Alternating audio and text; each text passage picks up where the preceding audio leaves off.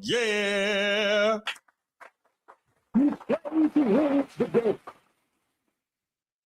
Yes. Welcome in. Welcome back to another episode of the Format Podcast Live, Wednesday night edition.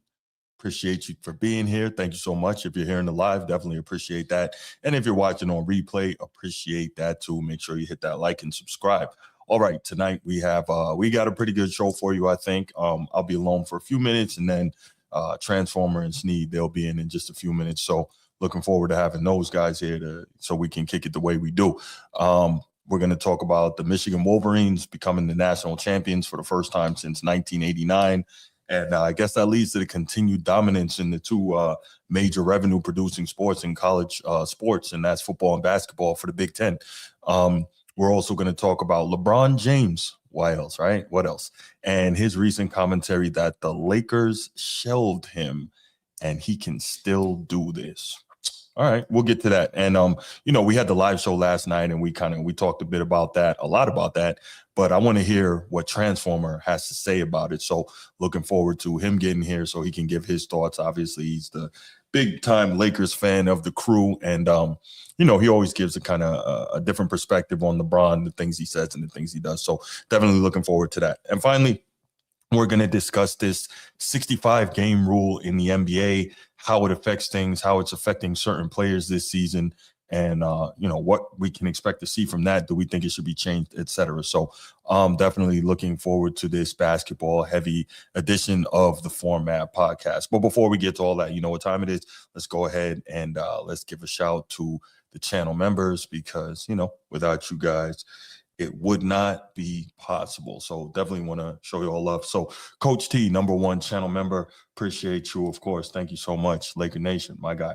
It's not that serious. Good to see you. Good to see you. Chief Sid Bubba, always appreciate what you did for our great nation. Appreciate what you do for this channel. And of course, shout out to the boys from Annapolis. Hors Arms. All right. Baltimore Bruce was good. Steve, king of the chat. What's happening, my guy? Nino, what's up? Sneed got what you need. #1 contributor to the show. Really appreciate you. Micah, and of course, D Ross 881. Appreciate all you guys so much. All right. No football today. Don't worry, it's coming. We got the draft at the end of the month. Football will be here. We can't stay away from football too long. Matter of fact, this will be the first show in a while that doesn't have a football topic, but that's okay. It's just for tonight. We'll never stop loving football. But so we've got some good stuff in line, and I'm looking forward to discussing it with these guys. But before we do that, again, y'all know what time it is, man. Like and subscribe to the channel. And of course, if you're watching a show like this, we know that you talk sports with people in your circle. So make sure you share this with them. All right. Quick hits. 65-game rule is nice till your favorite player can't reach it. Hey, Woodage, man, what are we going to say, man? Guys back in the day in a much more physical league, somehow they managed to make it, but we'll talk about all that. All right. Quick hits. Here's my first quick hit. Let's go back a couple of years, right? I know, Wax Museum, but no, not Wax Museum, just 2 years. And I remember when LeBron was lobbying hard to get his son into the league. He's making all these, interesting tweets and talking about Bronny and how he can help the Lakers right now. This is when he was still in high school, talking about how Bronny is, better than some of the guys he's watching on League Pass, blah, blah, blah, right? Okay. And then, of course, we know that the Lakers, LeBron and Rich Paul pulled strings to get Bronny drafted to the Lakers. So much to the point that we heard, all types of foolishness. And they were telling people, don't draft Bronny because he'll go to Australia, as if anybody was worried about Bronny going to Australia. But we had all that going on. And I'm like, this is really crazy, right? And so where that comes to is when I talked about Bronny, I did, lives, I did single topic shows, I did I think I did some members only content. We talked about how Bronny was not worth being in the NBA, how he didn't deserve it, how, he's there, he's stealing a roster spot from somebody, he's a Make-A-Wish kid, blah, blah, blah, right? And when I talked about Bronny, people told me, oh, can you just give the kid a chance to develop? Why are you hating on Bronny? You hating on a black man. If it was your son, you would do this for your son. And I was adamant, no, I wouldn't. I make my son earn it. One, if I give my son something he doesn't deserve and he comes in and he looks bad, that embarrasses me. That's one. And number two, we know that people don't deserve when people get things they don't deserve, they don't appreciate it as much, right? When you have to work for things, really grind hard to get it, you appreciate it that much more, right? It's kind of like when you have a rich kid and as soon as they're old enough for a driver's license, their parent just throws them a nice car, right? Throw them a Benz or a Beamer or a Porsche, something like that, right? And so they like expect that. That's just how it is, right? They didn't have to work for it. They didn't have to save. They didn't have to contribute anything to it, blah, blah, blah. Okay, cool. So they don't appreciate it as much. A lot of times you see them get in trouble. They damage the car. They get in an accident, so on and so forth, right? So I'm using myself as an example. Obviously, I didn't grow up a rich kid. I'm not rich now. I joined the military, blah, blah, blah.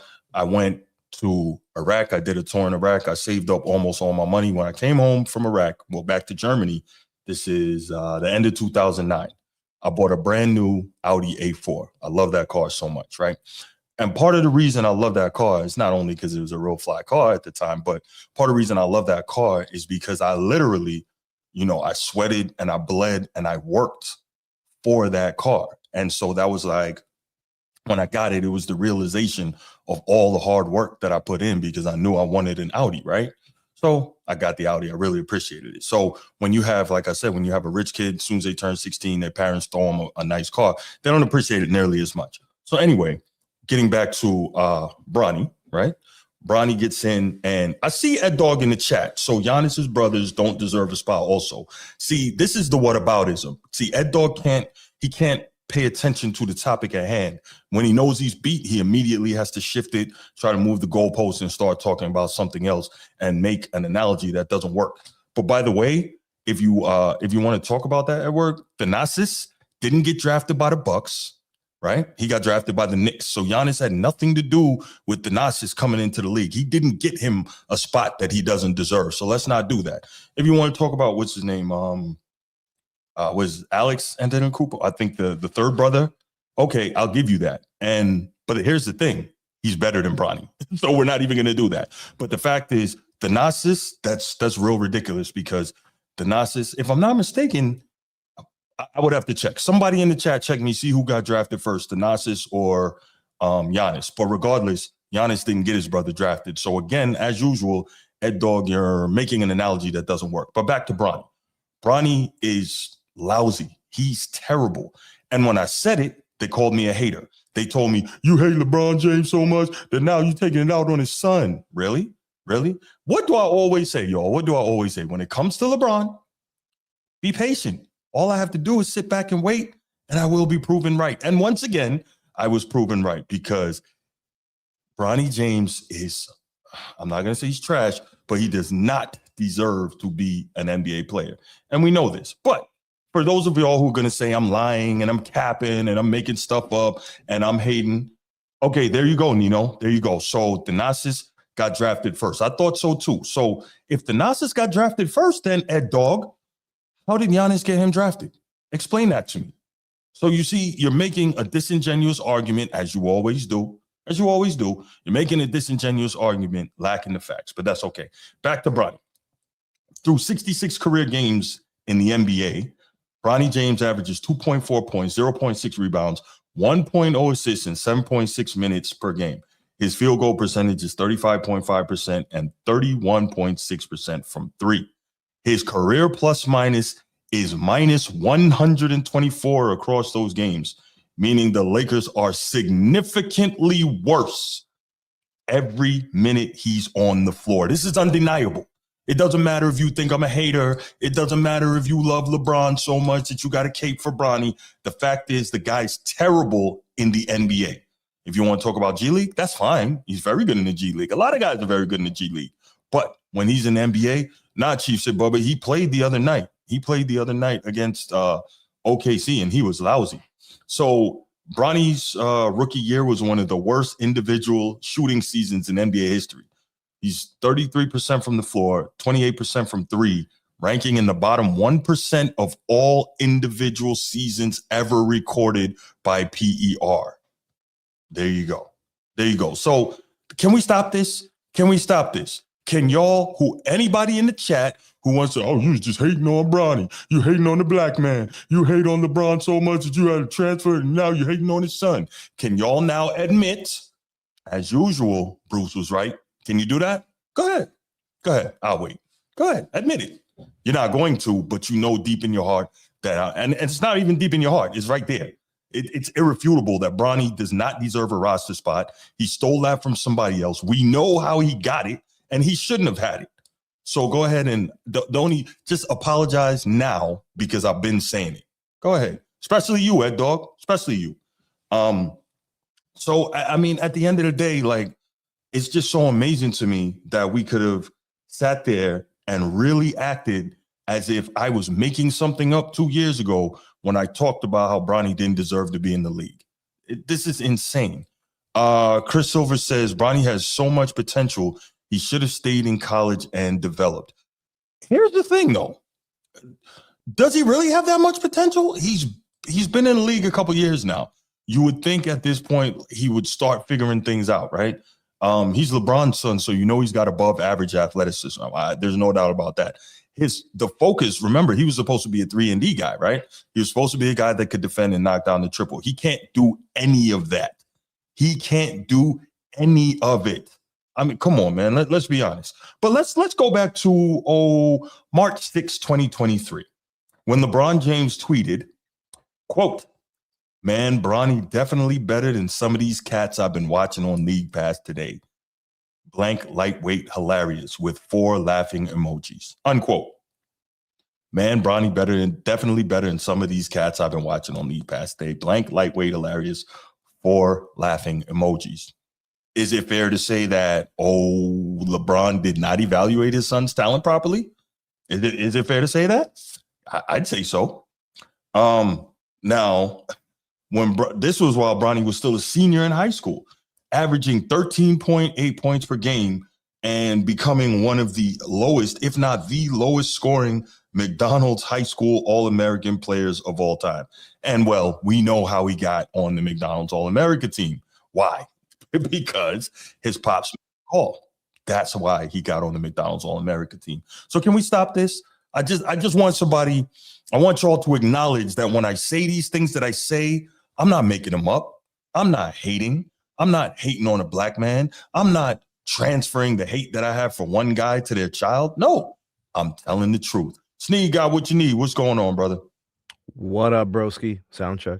Chilling. I hear you, bro. All right. You good. You good. So, these are the things. No, Ed Dog. No. It's not about that. Don't try to move the goalpost. Sneed, did you hear what I was saying about the Bronny piece? Yeah. So I don't know. I don't know if you were on the show then, but if you remember when he was first coming out and I was talking about Bronny, they called me a hater, everything but the child of God. You're a hater. You hating on the black man. If you had a son, you would do the same thing. You hate LeBron so much that you transferring it to his son. These are all the things that I was hearing. So now that years later, as usual, I'm proven right. Now the goalposts are moving, man. Where are you on this Bronny piece, man? Yeah, he hasn't really done much. His game, I mean, it's probably gotten a little bit better, but there's some basic things that I think are really troubling. Mm-hmm. I think his spatial awareness is just not there. Kind of knowing where to be, knowing his spots. He's a point guard stature, but he doesn't play point guard because he below average handles, poor shooting. Mm-hmm. I mean, his defense is not good at all. Which is crazy. That was the thing he was supposed to hang his hat on.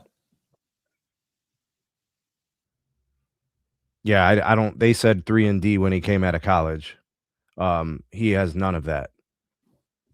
But I mean, look, Bruce. Maybe they tricked some people. Maybe they did. Maybe there's people who still just don't want to admit it or tell the truth. That's their problem, Bruce. We'll never get through. You know, if it was some other player, they would tell the truth. But see, it's not. It's Bronny. Right. So Right. they feel compelled to protect him. They feel compelled to uplift and say things that, you know, in a very delusional fashion, like there's still a holdout of hope. Mm-hmm. But he's not good at basketball. Like if I'm a coach, let's say I'm analyzing his game film as a coach, an opposing team's coach, I'm funneling the ball to him. He can't hurt us. He poses no threat. He doesn't bend the defense. He doesn't force the defense to have to do anything out of character. Take, for example, the OKC Thunder. What threat did he pose to the Thunder None. at any point in the game? Right. He didn't stretch the Thunder out to be on the three-point line because he can't Mhm. shoot the three ball. Right. He wasn't slashing. There was a play he was open in the three in the corner, and everybody's like, "Oh, yo, he's got to take that 3." Mhm. They want him to take the 3. Right. Right. They're giving him that. Mm-hmm. What? Yeah. And then instead of him doing, say, for example, there was all the space on the baseline, Mhm. he could have just flashed to the hoop. It was a layup. He just stood there in the corner at the 3. It's just spatial awareness. It's just part of like playing lots of basketball. You would know. High Mhm. percentage shot, I flash. Vandal finds me over the defense. It's a layup or a dunk. It's not So that hard. so here's the thing, right? Here's the thing.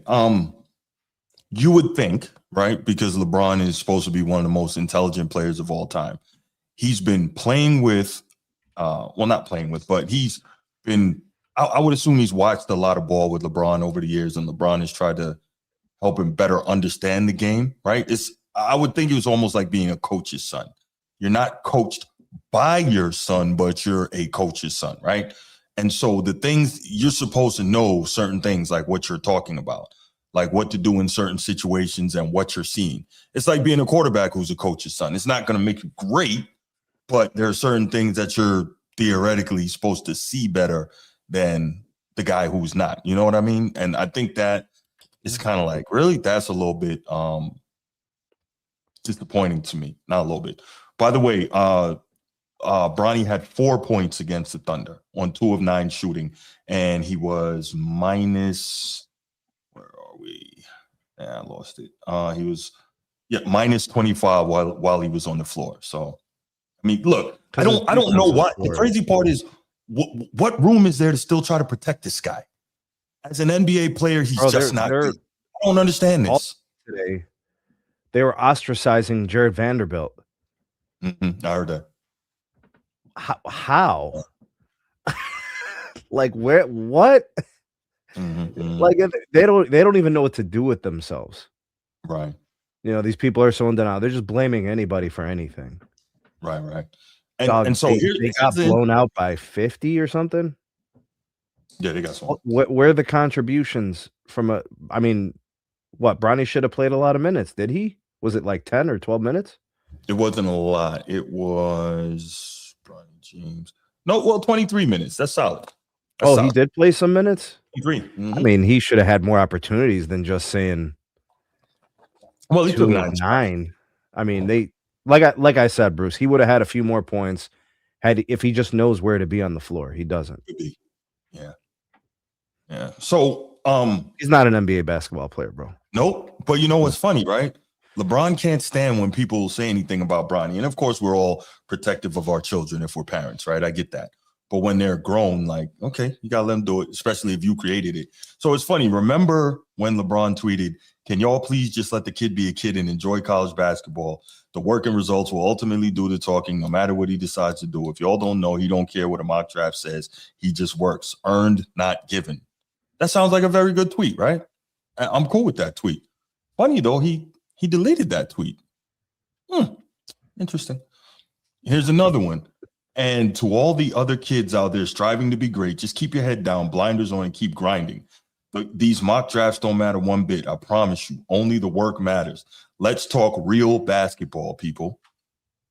Oh, wait, he deleted that tweet too. Those sound like 2 very good, encouraging tweets, right? Stay away from the BS. Keep working hard. Those sound good.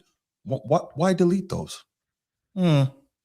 Anyway, I mean, I just thought I'd bring that up. But you know what? I'm trying to hang in there for my guy Transformer. So, Sneed, you want to take a couple calls on this quick hit, which wasn't as quick as I thought it was going to be? I mean, that's fine, bro. I mean, do we want to? I have a feeling we're probably going to end up laughing at some people, but could be. So y'all know the number, man. 904-219-8264. 904-219-8264. Transformer, what's going on, brother? Hello? In honor. There we go. What's up, Transformer? In honor. Of? In honor. Of my man. Big City. Baltimore Bruce. You're going to lay off the Alpha and the Omega. You're going to lay off the Alpha and the Omega. Uh-huh. His son. Uh-huh. The third coming.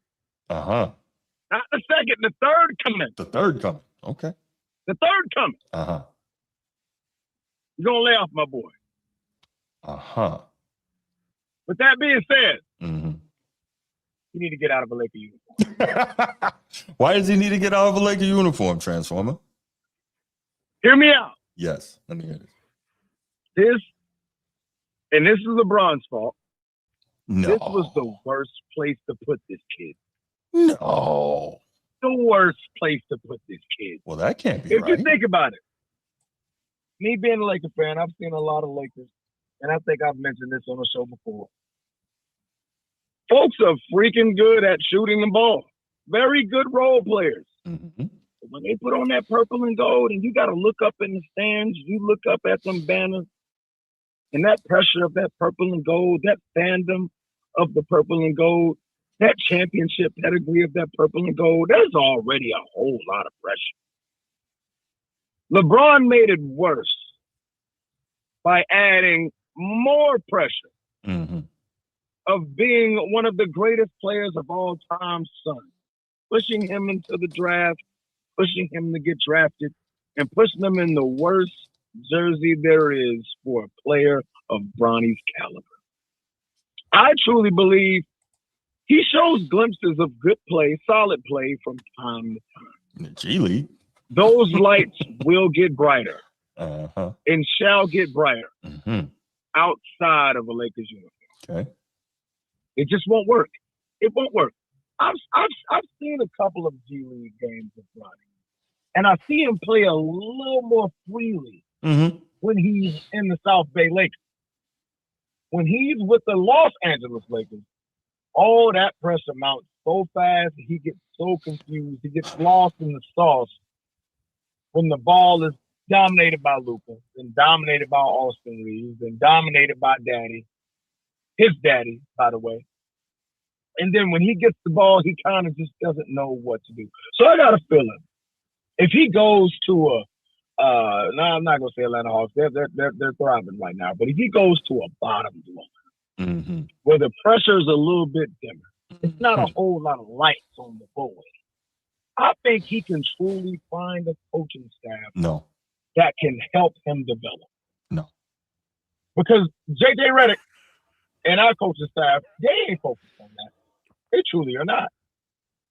They're focused on the next stage of the evolution of what we can put behind Luka. And Bronny is not one of them people. So he's not getting the proper coach, in my opinion. He's not getting the proper coaching. He's not a proper fit. And with that all being in conjunction, he's never going to play well in the Lakers uniform. Transformer? Yeah. If he goes to a bad team, the bad team is going to have bad coaching and a bad coaching staff. That's part of the reason they're a bad team. So how do you expect them to develop him? Hear me out, because when you're a bad team, eventually you get a comparable coach. I mean, look at Detroit. Look at Bickerstaff. Bottom dwellers, they ended up getting a good coach. They ended up getting a good coach that helps their players develop. They get Cade Cunningham, and now look at it. That's what I mean by a bottom dweller with a future on a competent coach that can come in there and help develop younger guys. That's what I meant. I didn't mean like the trash. We're not talking about like the Washington. We're talking about a team who can go get a comparable coach. Like, okay, Uh-huh. proper coach, Mhm. younger guy, shows flashes. Let's help this kid develop. Mhm. That's what I mean. Mhm. The pressure is just too much, man. Thank you, Brett. Thank you, Daddy. Mhm. Daddy, you did it. You put me in the wrong uniform. How dare you? You put me on the wrong team. How dare you blame something on LeBron? Don't do that. Like you said, I Alpha can do and that. Omega. Don't do that. Alpha and Omega. I can blame you. I Uh, can blame you. But yeah, man, that's my point, man. I'm home now, and I'm about to get ready to log on. See you later. no doubt, brother. Good call from the Transformer. What? How do you know that, Bruce Hope? Because you wear glasses? What's he talking about? Okay. Interesting. Disciples 24. Young Disciple says, President used nepotism. Danny Ainge did. First time you'll see black nepotism dudes turn to house. One young disciple, sports is supposed to be merit-based. That's the first thing. That's why people feel so strongly about that, right? What you can do between the lines is supposed to be what matters. Also, you heard people up in arms about the president using nepotism and putting people in places they shouldn't be. Many people, hundreds of millions of people were up in arms over that. So I don't think that's a very good analogy. Danny Ainge, I think that when he was with Boston and he did that, a lot of people had no idea that he did that. It really came to light when he went to Utah and then he took Austin with him. And nobody really cares about Utah, to be honest. I'm not saying it's right, but I think that's why it's much less of a big deal. Sean, what's going on, man? Hey, what's up, Bruce, man? What's up, Sneed? What up, brother? Man, this is Nepo Nation, man. You know me, making the world up wild. But all jokes aside, man, Bronny, he needs to get out of my team and get out the NBA. He's not good. He's not good in the league. He looks decent in the G League. And maybe, I think he could go to overseas. I think he should have just gone overseas, man. Like, screw it. You don't need to come to the league. I mean, you're scoring 4 points under garbage time, and then wondering why why people constantly be clowning on you, because like, damn, like you still don't have a good enough improvement right now. Mm-hmm. Yeah. I mean, come on, bro. I mean, people tried, man. People tried to help you out, and you're not helping yourself out. Mm-hmm. I mean, yeah, we see your dad throwing you to the wolves den, you know what I mean, and you had to struggle. But I mean, this is what you asked for, man. You should have stayed in college. I mean, hey, you know what I mean? I get it, the power and nepotism, you know, making connections for your family and such and such, but at least have the skills to support your case. Mm-hmm. There's none of it. It's just all by. Okay. Nah, I hear you on that, man. I'm gonna let you go. We got a couple calls trying to get through, so I'm gonna take those and then we'll move on. I think Sneed wants to show us something here, so appreciate the call, Sean. Appreciate you, bro. No problem. Have a Nepo day. You too, man.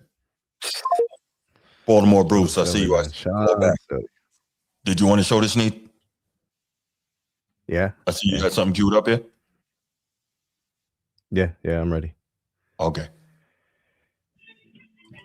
I'll take this call from Bruce. What up, Bruce? What's happening, man? What's going on? What's up, my main man, Sneed? What you need? SMT Media. What's going What on, up, brother? Ain't nothing, brother. Chilling, man. Hey, Bruce, lay off the young fella. No, I will not. I will not. No, I'm just saying, brother. No, I won't. Yeah. I won't, because when I told the truth from the very beginning, all y'all called me a hater. All y'all told me that I hated his father so much. I transferred it to him. Bro, I didn't know what I was talking about and all this We're other transferring BS. it to him. So I will not. I will not lay off because he's not you transferred. good. Most that. Listen, Brucey. I'm sorry, brother. I'm not here to argue with you, brother. I come here in peace, brother. Yeah, you do that. I come here in peace, brother. I don't want no smoke, brother. But you're wrong, brother, to say that he can't play. He said, he put it like this. He's balling. Let's put it like this. He's balling in the G League. Does that count for anything? Yes. No. Does that hold value? Yes. Let me talk, brother. Does that hold value? Does him balling in the G League hold value to show that he has potential? Yes. It does hold value. However, right now he's not ready for the NBA. Well, how could I say? He can go get a bucket or two in the NBA. How can I say? He struggled against OKC. He struggled against, I think, Houston bringing the ball up. I think a lot of it is jitters. Let me ask you this. Do they run sets for? Do they actually run sets for Bronny, or he gets the ball off like catch and shoot type thing? Are they really putting the emphasis on him putting the ball in the hole? So here's my thing. He got 9 shots the other night, right? That's decent. Okay. But here's my thing. When you don't have Austin Reeves, you don't have LeBron, you don't have Luka on the floor. These guys are all shot makers, and these guys are all guys who can run offense and make decisions, right? So when they're not on the floor, you know JJ is running real sets. So why can't Bronny handle that? That's the question. Okay. He should be able to, right?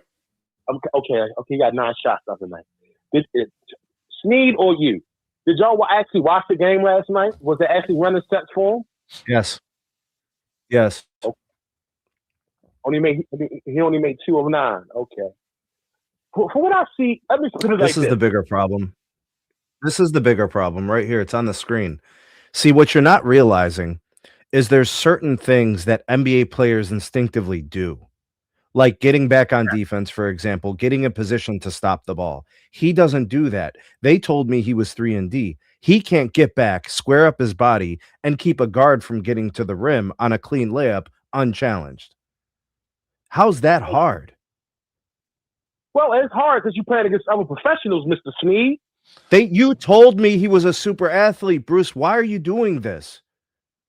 Hey, Brother Sneed. He is most definitely. We've seen that he could jump out the gym. He's fast. He's quick. I just think he needs maybe a change of location, or he has skill from what I'm saying from the G League. It just don't transition. Let me talk, brother. It just doesn't transition to the NBA. Then he shouldn't be in the NBA. That's what we said from the beginning. But I was hating when I said that, right? I was hating.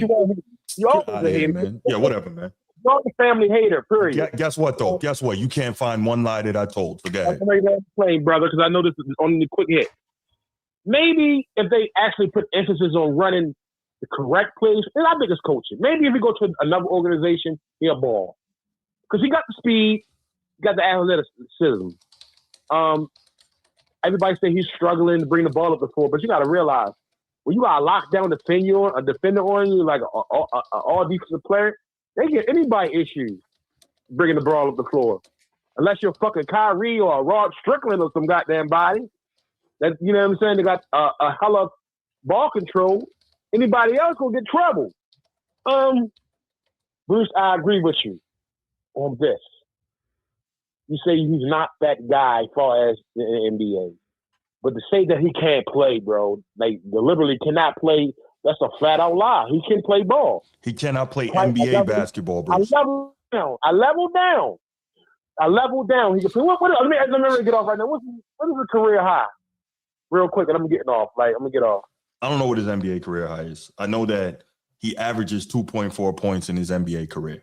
Okay, but he don't play much. I mean, it ain't like he get 35 minutes. He shouldn't be there, period. That's the whole point you keep missing. You're so desperately looking for a reason to say this guy can play in the NBA. He's not good, bro. He's not good in the NBA. Why can't you just accept that?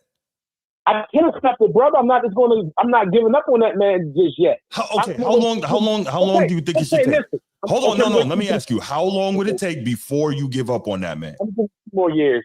See if when his father retire, if he move on to another team give him a chance. I want to see in his 5th year. I'm gonna give him his 5th year. How old is Bronny? 20 now. So you're telling me you give him 5 years to see if he's an NBA player? He's a 55th pick. Do you know what the average NBA career is? Just under 4 years. So why does he get extra time? Tell me why he gets extra time. Oh, I know. Because he's the alpha omega junior, right? That's why he gets it? Oh, he's the Genesis. His father is the Alpha and the Omega. Yeah, the Alpha Omega Junior. That's what I said. Yeah. But listen, he's in there because marketing jersey sales good. Oh my God. Oh my God. Yes. No, NBA is business, brother. Okay, brother, I'm gonna say this. He's not ready for NBA. I'll agree with you with that. He's not ready, or maybe he's in the wrong place in the wrong location. You know, location is everything. Coaching is everything. Are they running? Are they running the right play for him? Are they giving him the green light? What has he done to make you believe that he needs things specific? Hold on. Specific things to be run for him, and for him, a 28% career 3-point shooter to have a green light. You tell me. Come on, Bruce. Stop this, man. Flashes of goodness. He need more time. No, he doesn't need more. He need more time to get the hell out the NBA. That's how much more time he needs. See, you hate his father so much. Of course. Get off my phone, man. Get off my phone. Have a good night, man. Have a good night, sir. Have a good night. Thank you for calling, Bruce. Thank you for calling. I appreciate it. Thank you for calling, Bruce. Hey, you got 3 seconds before I click this button, man. Thank you for calling, Bruce. 2, 1. Thank you. Have a great night. Gotta be kidding me, man. So it's amazing. I, quote unquote, hate LeBron so much it transfers to his son. What about the people that love LeBron so much that it transfers to his son? Why is that? What's that? Oh, that's okay though, right? Get the hell out of here. What up, Chief? How you doing, man? What's going on, Bruce? Maintaining, brother. What's up, Slick? You know what? I got a different take. What you got, Chief? I'm not blaming LeBron fully for this. You this should. is something Bronny wants to do. You're 18. Bronny wants to go to the NBA. It ain't just all his dad. No, it ain't all his dad. Okay. Because he got another son that went to the Final Four. Who did he redshirted. No. Listen what I'm saying. Yeah, okay. If you're like this, in your heart, you pretty much know on what you want to do, and you know how good you are from the guys you played with. That kind of got to be on you as a player.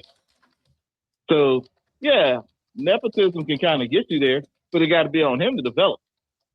Either you're going to be a point guard or something, because a lot of times you just can't be out there just lost. At least the other brother couldn't play, but he redshirted and worked his way up. More than likely, he's going to probably develop to be a better player than Bronny if he decides to play. I think so. A lot of it, yeah. So you have to make that decision. I don't think Bron just forced it. Now, do you think I heavily influenced? Yeah.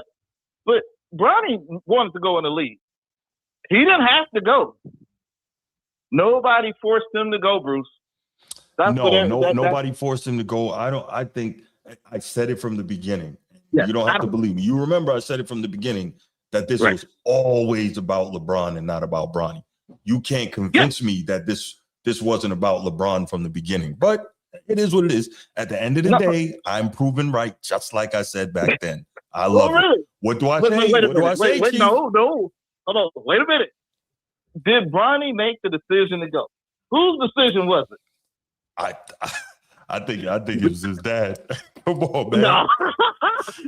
See, come on. You a journalist. You know it ain't no hard proof. Now, I think Dad did what he wanted to do. Sure. I think Dad wanted to do to get him there. That's something Dad wanted. But ultimately, it's up to him. He didn't have to go. He could have stayed at USC. Right. But see, as a parent, it's kind of like when, your folks say, well, Bruce, I think you ought to go to college. Well, you know what? I'll go to the military. It's his choice whether he go or not. For sure. So Dad might have gave the opportunity, but we have to give Bronny we have to hold Bronny accountable for his play. Yeah, that's all I'm saying. No doubt, Chief, and I agree with what you're saying, but I do think that there's probably a fair amount of conditioning at play here, because you don't think that probably since Bronny was in 6th, 7th, 8th grade, LeBron has been talking about how he would love to play with him in the league. So he's pretty much grown up hearing this. You don't obviously I haven't been at their dinner table, obviously, but do we think it's a fair assumption that there was a lot of that talk going on in the James house? Yes, but guess what? But then shouldn't it be for Bryce as well? Because I think Bryce, as far as a physical standpoint, if he's trained properly, got more potential than Bronny. Bronny you know, he got Savannah's height, bro. He didn't get his daddy's physical afterwards. Right. He didn't get all daddy's physical afterwards. The baby boy got that. Now, but what he'd have to do, he have to get a certain skill set. You too little to, you're not, your handles ain't tight enough for you to play point. Your shot don't have to be right, and you're 6'2", 6'3". You got to look at the tangible. Am I right or wrong, Sneed? He sucks, bro. What you say? He sucks. But I'm just saying. I'm not. Hey, I don't know why this is so complicated. Like, I respect your opinion and everything you have to say, and obviously your perspective is going to be respected here, Chief. But why are we making it so complicated? Exactly. I'm not making it complicated. I say hold the boy accountable for him going to go in the league. And what would accountability and what would accountability look like right now? What would happen? Well, you know what? He gotta have to get better. Daddy can only get you so far. That's what I'm saying. What happens to a player when they're not good, bro? Well, what happens to a player when they're not good? They get fired. They eventually go get out the league. If they ain't good, they can't stay forever. What I'm saying is, Bronny made that choice. Okay, well, yeah. That's what I'm saying. Bronny made the choice to go there. Now, Daddy used his influence, but it was Bronny's choice. Now, his other brother probably wasn't that good, but guess what? He redshirted. Hey, Chief, at least you knew where you stood. Chief, let me let you go, man. We're getting a new caller from Quebec. Let me take this, man. All right, brother.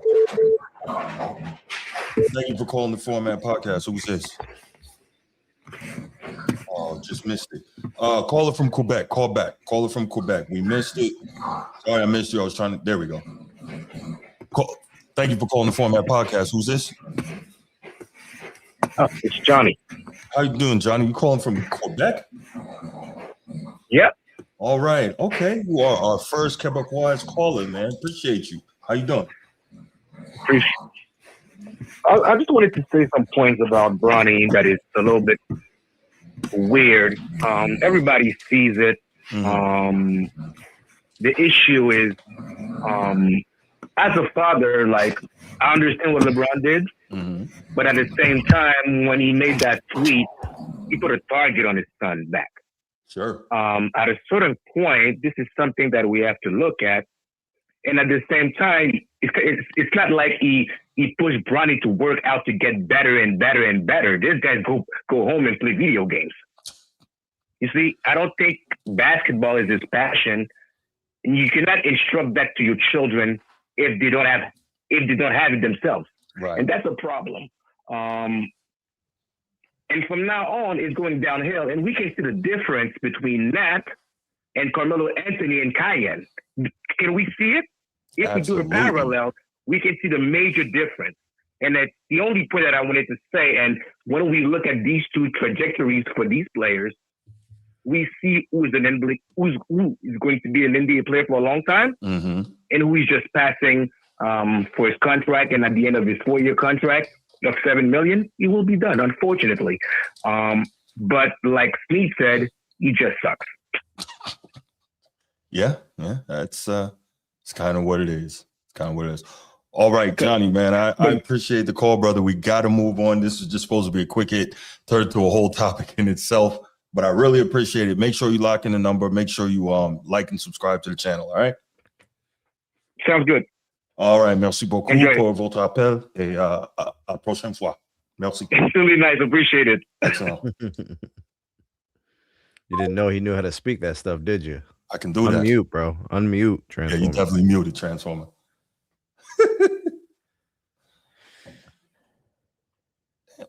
Check the StreamYard, Mike. Cannot hear you. I can't hear you. Can't understand you. yeah, that's it. Yeah, definitely can't hear you, man.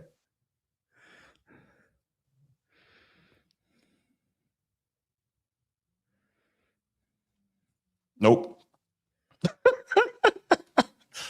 I think he muted himself because like Blue was over there trying to build a house or something. I don't know what was going on. I know. I did hear that for a second. And then it just went silent. No. Uh, No. Don't know what's going on. You want to yeah, wait for Bruce you? knows how to speak French, bro. Bruce is an international player. I got a little bit of skills. A little some. True player from the Himalaya. Mm-mm. Yo, Nope. transfer work, bruh. I do not read lips, brother. At least not on men.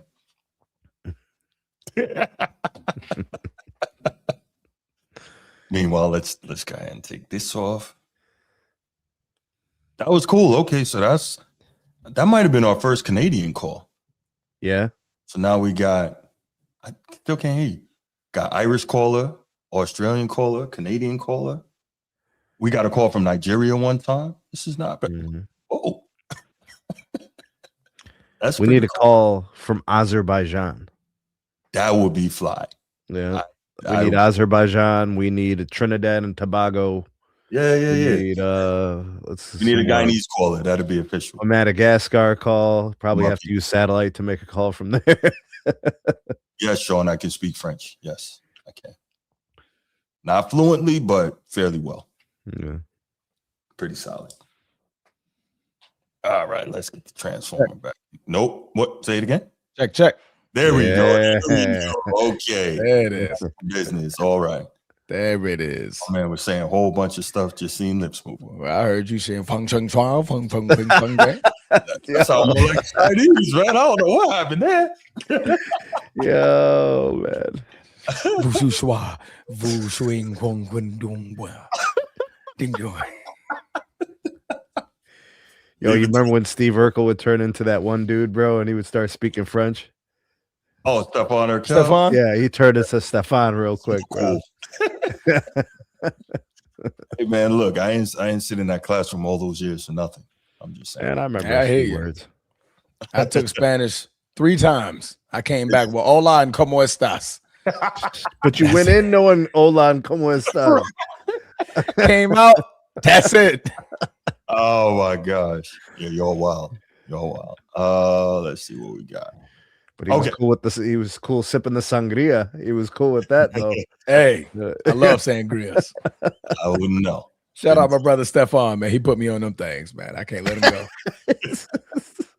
How many brothers you have, man? Man, I got brothers all over the world, man. Hey, you got about 14, 15 brothers, man. Yeah, you know, I know what you mean, though. Papa was outside. Papa was a rolling stone. Dun, dun, dun, dun. Wherever he laid his hat was his home. Oh Lord, he was wrong. My bad. All right, let's go. All right, let's get to it. I was going to ask you your thoughts, but that could lead right back into a whole long thing. I'm good. Okay, so let's go. Michigan Wolverines are 15 minutes in, and we're just getting to the first topic. Yeah, that's kind of crazy. The Michigan Wolverines are the college football national champions, and the Big Ten continues to dominate the revenue-producing sports in college sports. So that's last 3 national championships in football, and now they have added one in basketball as well. Not bad. I take it as long as the SEC don't get it, so I'm okay. But the Wolverines are now the champions, and this was a kind of interesting topic. And part of the reason I wanted to bring this up was Sneed and I were texting back and forth during the game, and we were talking a lot about, you know, why Michigan was winning, different things like that. And I was really like thoroughly impressed with the defense of Connecticut. And Sneed didn't necessarily agree with that. But I think what do you mean? I said the defense was good. I said Michigan's on another level. But I don't even know that they were on another level. I think they both were. I think the defense was both outstanding, but Michigan, and I've got some graphics on it, but Michigan was able to get to the free throw line and make a little bit more shots, and I think that was the difference in the game. But we'll get to that. Transformer, I want to start with you, man. Did you see the championship game the other night? You missed a slugfest. That was a good. I watched every game from the Sweet 16 up to the Elite 4. Final Four. Final Four. I said Elite Four. Final Four. The national championship game. I didn't even realize it was being played until I got the notification that the Wolverines won. Okay. What? That happens sometimes, so I'm not mad. I was so mad, bro. I was so mad. What was the score? 68, 69, 63? How did you miss? Sneed, we're texting. How did you miss all that? Did you fall asleep? No, what was Monday? Monday was a long day. I figured. Okay. I can't even remember how I missed it. I got you. I just know by the time I looked up, it was like 11 at night, and I'm like, game had just finished like 10 minutes. Game just ended, bro. Yeah. Sure. I missed it, man. Yeah. But do fill me in. Pause. Whoa. No. Yeah, it was immediate pause. That was crazy. That's a pause. It's Yeah. okay though. Bro, it ain't that crazy, bro. Everything was cool before we started doing all this. Just talk, bro. Just talk. No, you can't. There is no talking that. No. Oh my god. You know what it's like somebody sniping you while you're trying to run, bro. They just sniping your feet. You can't even run no more. Can't do nothing. Stepping on landmines. You can't say nothing, bro. You can't do nothing. Nothing. But no, just we saw just an overall tremendous game, and the takeaway for me is it was a throwback type game for me, and I personally loved it. Just looking at the level of physicality, you know, you had a lot of bigs in there. You had fantastic interior defense. You had great perimeter defense, more so by the Wolverines. You had timely shot making, not great shot making, but timely shot making. So let me pause real quick. Thank you for the super chat for $4.99 from Nino. Nino says, peace offering from my guys in Clutch. Spelled with a K, bruh. I was about to say it's got a K, Nino, but we will spell with a K, brother. Definitely spelled with a K. Definitely spelled with a K. But thank you, man. Appreciate that. Appreciate the love. Shout out to Nino. Shout out to Nino. But yeah, it was. You know what this was like? Watching this game actually reminded me of Sneed. It's like the '94 finals with the Knicks and the Rockets, right? Oh, you had bigs, you had physicality, you had great defense, great rebounding, great shot blocking. Yeah, everything was there, you know. And you and I actually talked about it in terms of when you see in college, you have more scheme being run offensively, you have more scheme being run defensively, you have more physicality, you have more rebounding, you have more focus on the fundamentals of the game. And I like seeing that. I really did. I thought it was awesome. You know what you don't have? What's that? There was no accidental basketball in this game. No accidental basketball. You know who said that, right, Transformer? I have no idea who said that, to be honest with you. That was Bean, bro. When did he say that? Bean said that the way that these NBA teams run their offenses, it's accidental basketball. Mm-hmm. Oh, I don't even remember that one. That's I do, because it explains how these offenses go. This is post-retirement. If there's a bucket, it's by accident. Mm-hmm. Because he said when he was breaking down how the triangle has so many options, so many counters for everything the defense can throw at you. He said, but nowadays, watching basketball is so much accidental basketball, and him and Phil would be watching games and they'd just get mad because he's like, you know, you guys aren't running anything. You guys aren't doing anything. Stuff is just happening. Everything is people saying that high screen and roll is an offense now. That's an offense now. Let's not do that. That's not an offense. Yeah. That is not an offense. Not an offense. I don't know if anybody need to be told that, but you know. But anyway, back to the national championship game, watching it. Here's one of the key things, right? So we got some key stats here. On 3-pointers, this is UConn's defense. Michigan, 2 of 15, 13% from 3. UConn, 9 of 33, 27% from 3, right? Overall field goal percentage, Michigan, 21 of 55, 38%. UConn, 21 of 68, 31%. So overall, a poorly shot game. But here are some of the key numbers we can look at here. And free throw disparity, Michigan knocked down 89% of their free throws. UConn only 75. Difference maker in the game right there. UConn out-rebounded them. Remember, before the game when we did the preview segment, I talked about the rebounding, and I believe that UConn would be able to out-rebound them, even though Michigan was an outstanding rebounding team, a little better than UConn in rebounding on the year. The turnovers about even here, and Michigan with the 6 blocks, but it almost seemed like 10 blocks. Am I right, Sneed? Yeah, because the blocks turned into the possession going the other way instantly on the fast break. Fast break. Yeah. Yeah. It almost looked like everything trying to get inside was so like it was wild how the floor, like when you watch NBA basketball, the floor is so spread, the paint is so open. That's why I was like, I really saw like Knicks Rockets 94 watching this game, because UConn was consistently trying to get inside to Tyrus Reed.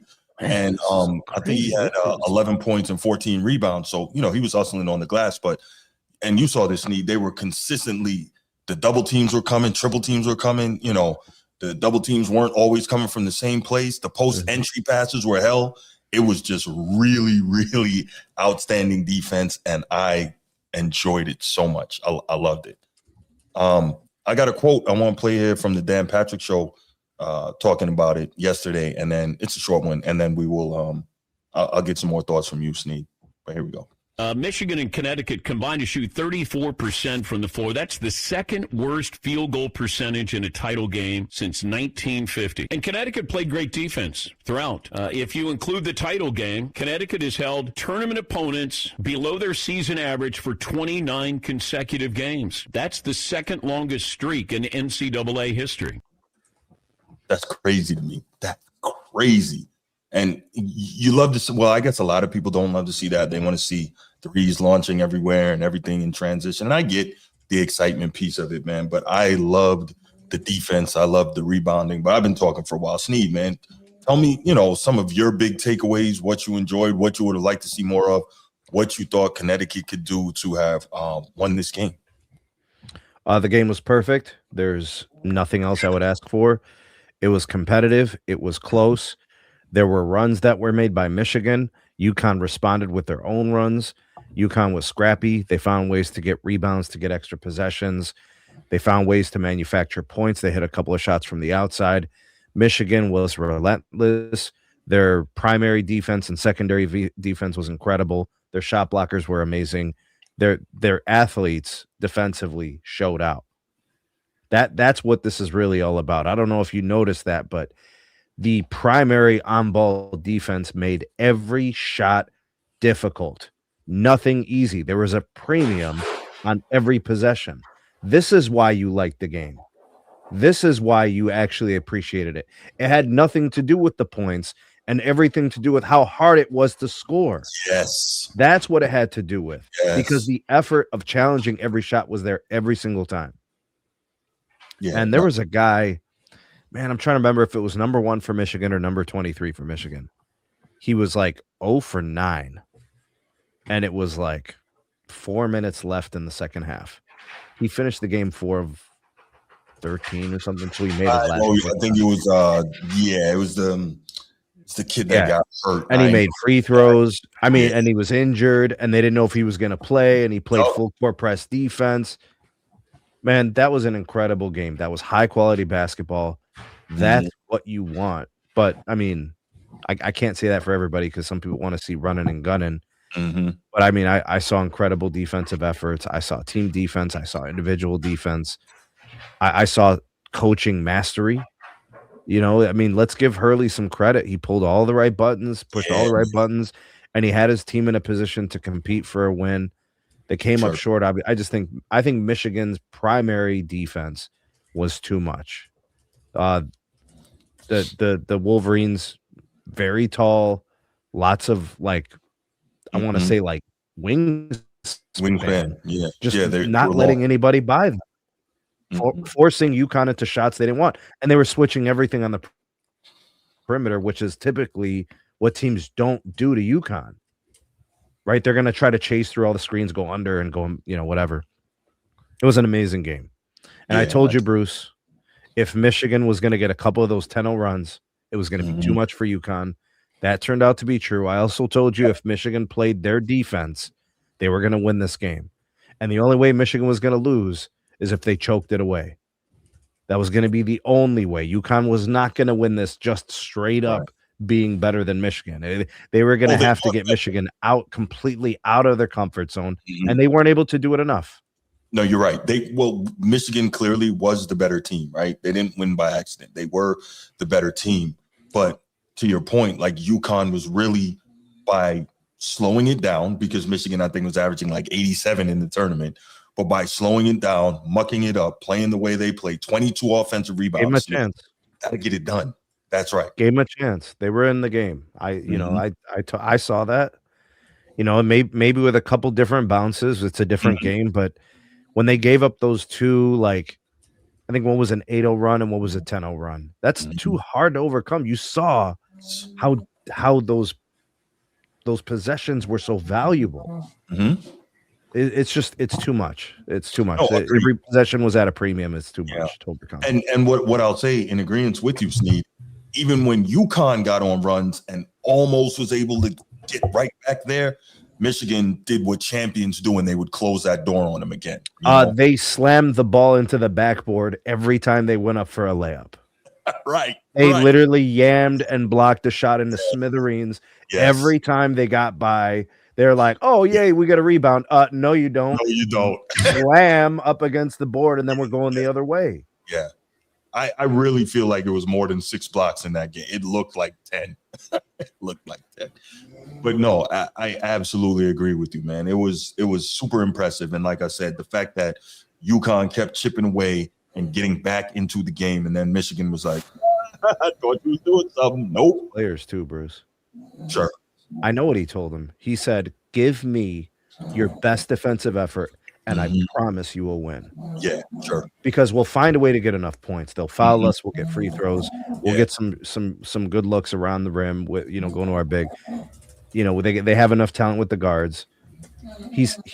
I guarantee you, Bruce, he said, give me your best defensive effort. You guys are national champions. I'm pretty sure Danny Hurley told his team that too. I don't think they believed it, though. Well, they were going to need more. They were going to need something special offensively too. Right. Yeah.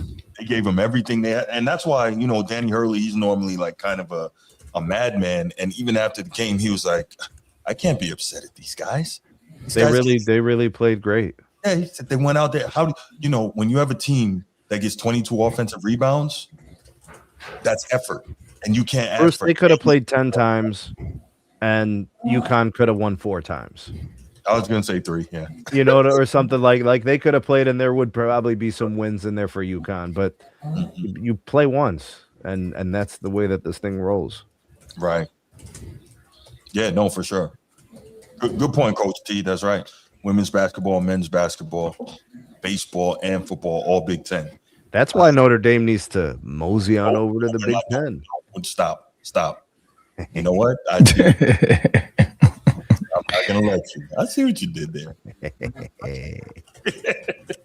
No, but great game. All right, let's take a couple calls on this, and then we will get to that next one because I can't wait for transfer. All right, 904-219-8264, 904-219-8264. We'll take 1 or 2 calls, nothing crazy, and just get you guys' thoughts on the Michigan-UConn national championship game. Really what I would like to know, whether or not it's in the chat or on the phone here calling in, I want to know how many of you guys enjoyed that game in terms of a slower pace, the physicality, the defense, interior and perimeter. I want to know how many of you enjoyed that, or would you rather have seen a run and gun, tons of threes type outing? We should rate the game, Bruce. Out of 10, I rate the game a 9.25. Damn, that's high. I go 9.25. Yeah, I go a little more shot making could have worked for me, but I mean a lot of that obviously had to do with the tremendous defense. But I would prefer a little bit more shot making. I rated a 5.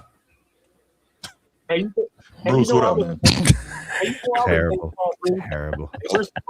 Stevie Wonder that game, bro. How y'all feeling? Hey man, that game feels so nostalgic to me. I love it. I love slobber knockers. I like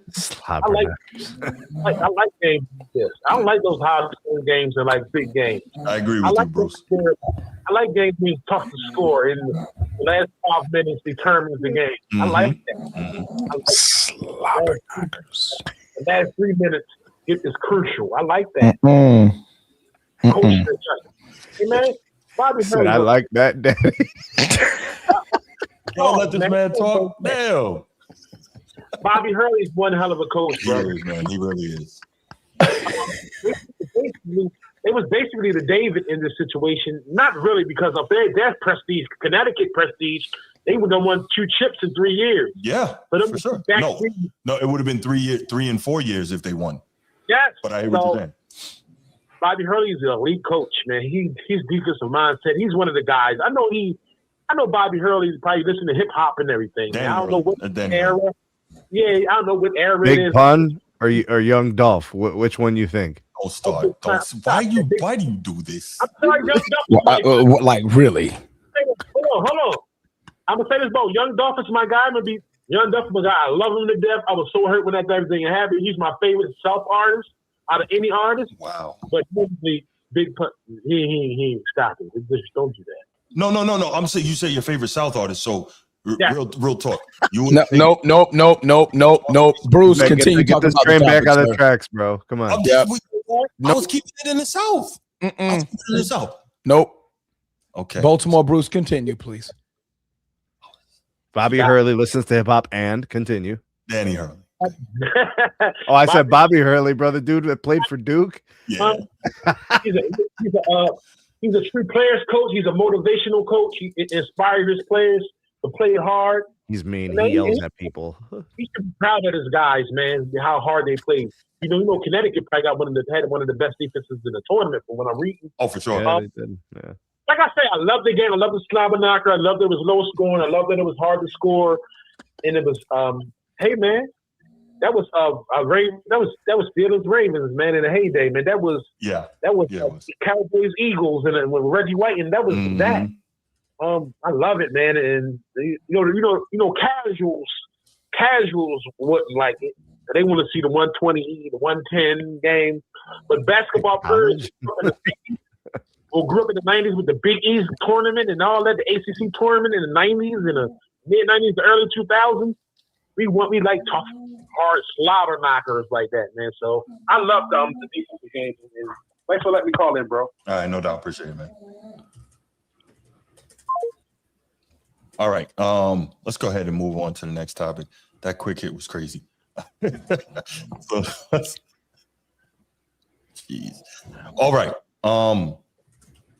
So this, I'm going to give a quick synopsis and then I will hand it over to Transformer.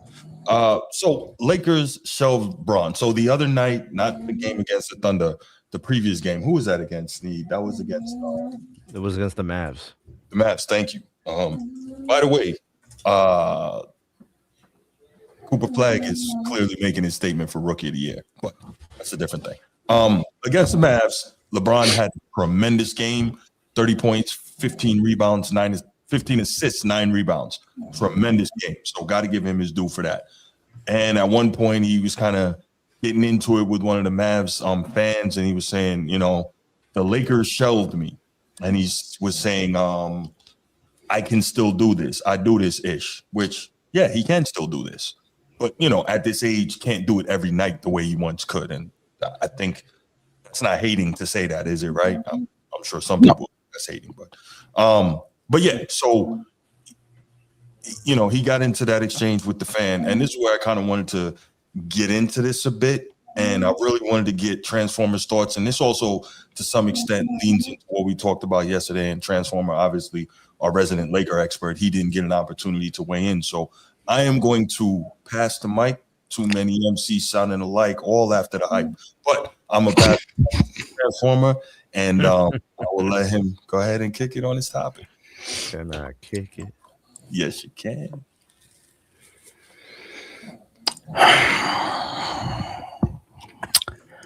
I had the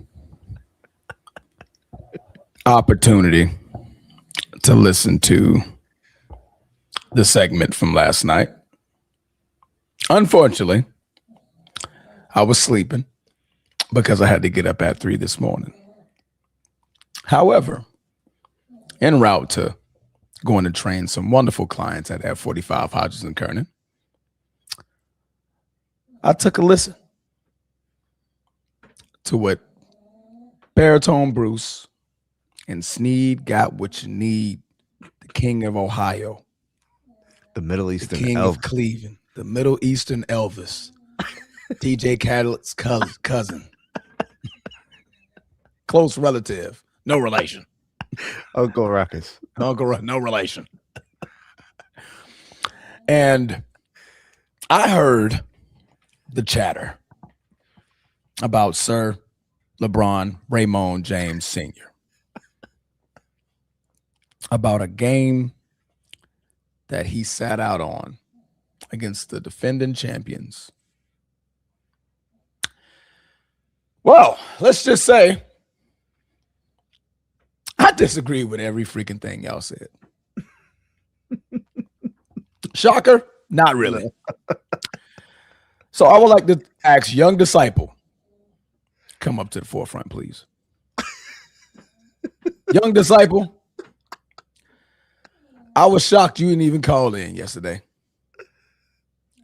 Because I would have probably been paused, 100% behind everything he even had to say. Because in this case, one game against the Oklahoma City Thunder. Who could have seen LeBron James sitting out this game? Let me give you a list of names. Stevie Wonder, Ray Charles, Helen Keller. Oh, no. Those were some. Helen Keller could hear that he wasn't going to be in that game. She was in the attic, though. Couldn't even hear it. I mean, she can hear he wasn't. See and hear. The school of the deaf and blind. Damn. Could see that coming. Do you guys not realize that the last time the Lakers played the Oklahoma City Thunder, they got their asses kicked, deep fried, barbecued, bushwhacked, hoodwinked, skinny dipped, barbecued, laid to the side, deep fried first, with Luka Doncic and Austin Reeves. But you know what? That's not the key point, that they got blown out with all three of those guys in there. The biggest key is that the Lakers saw both Austin and Luka get hurt in that game. Oklahoma City, one of the best team in the NBA right now. Aside from San Antonio Spurs, Detroit Pistons got Cade Cunningham back. They're flowing. You can throw Denver back in the mix. They've been hot over the last month. So, but Oklahoma City reigns supreme. And we're talking about LeBron Ramon James. Raymond. I'm sorry, I said Ramon. I like saying Ramon. It just sounds easier on the tongue. Pause. Raymond. But Raymond James Sr. sitting out a game that I'm pretty positive was an entire team decision. It wasn't just a LeBron James decision. LeBron James probably was the catalyst of said decision. But it would have made freaking perfect sense. Why would I drag out the 41-year-old to be the leader of the ultimate competitor against a team that just completely destroyed them 2 games ago? Why? What is in year 23? What the hell does LeBron need to prove by being a competitor in this game? But I'll reserve that comment for later. The rest of the season, we get to play teams that could possibly be winnable games. Why would I put out my aged at this point, past superstar in this game? For what? For what? Are they going to win? Absolutely not. It wasn't going to be close whether he played or not. It was not going to be close. So yes, let's sit this man out a game so he can dress up for not Oklahoma City, Golden State. Yes, that's a winnable game. We're going to need LeBron James in that game. We're going to need LeBron James to help us against the teams that we are confident that we can possibly beat. Like Dallas? confident that they could possibly beat. I didn't say a certainty. It wasn't a certainty. LeBron James played a terrific game. But they played Dallas, and it sounded like you were describing a team like Dallas, is what I'm saying.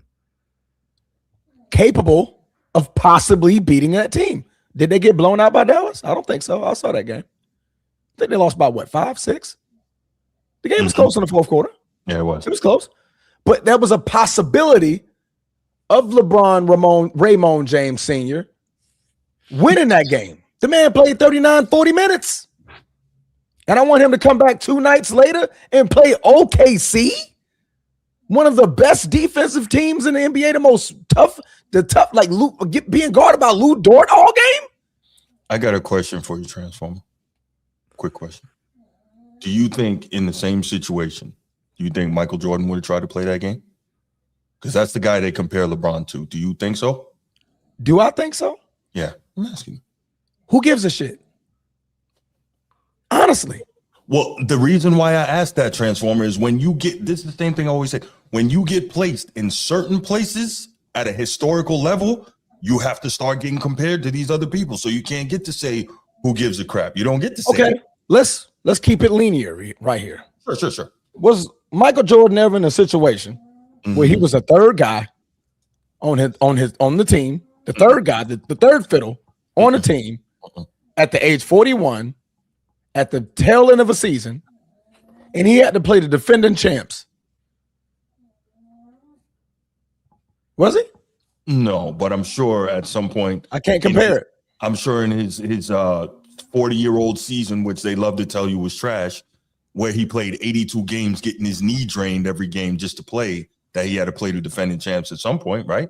Were they a playoff team? He died from it. Were they a playoff team? No. Which would be all the more reason for him to say, I'm done, right? But he was still out there, right? Listen, this is not me wanting to make LeBron. The playing field is not linear. This is what I'm saying. I'm not saying it is. You know, I don't believe that the playing field is linear. What I'm saying is these are the same people, not you. These people, you know who they are, love to tell you how bad Jordan was at 40. They love to tell you that. But yet he was out there every night, regardless, grinding, giving the fans a show, trying to compete. That's all I'm saying. If you want to be put in certain historical places, you get compared to other historical greats. That's the way history works. That's beautiful. But you know what Jordan wouldn't have had to worry about in game, 78? You know what he didn't have to worry about? Being in the damn postseason. He didn't have to worry about that because they were not going to the postseason. We're playing chess, not checkers. This ain't checkers. I don't have to go out here and put my 41-year-old in a situation to where I know we're going to get freaking dominated by this team when I'm trying to savor as much of that juice as I possibly can for teams that are beatable and the postseason. It's not just 3 to 4 games left. We got a potential 4 to 7 games after that I need to have him fresh for. We're trying to milk this baby, milk this cow for as long as we can until possibly Luka Doncic goes over there and gets some steroid put in his freaking hamstring, or Austin Reeves comes out there in a good way. I'm sorry, some treatment over there in freaking Europe. Whoa. Or Austin Reeves somehow says, okay, all right, oblique is fine and I can come back and I can help. We're milking this baby.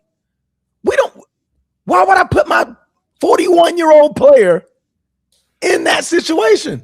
I don't need to. No, you don't need to, but if what am I proving? What does LeBron need to prove anymore in year 23? And before y'all go there, I heard that absurd ass comparison to Giannis Antetokounmpo. That was Bruce, as a journalist, that had to have been the stupidest comparison I've ever heard. Remind me, and I'll go ahead. That, Giannis Antetokounmpo, he's out there and he wants to play. Yeah. He's making a ton of money. He could sit back, chill, just wait to get traded, and he wants to go compete. What's wrong with that? What the hell does that got to do with LeBron? Really? That's what we're saying? We're talking about I'm asking. two superstar Hall of Fame level players, right? To the exact point that you're Pause. Two superstar Hall of Fame players. Sneed. Did LeBron James deserve to be second team All NBA last year? No. Not a superstar. Continue. What? LeBron is not a superstar. Continue.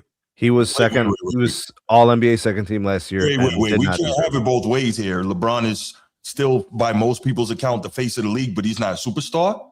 Not a superstar player. We can't have that both ways. Nah, that's absurd. But that's not absurd. The reason is his play the level of a superstar? Not this year. Not this year.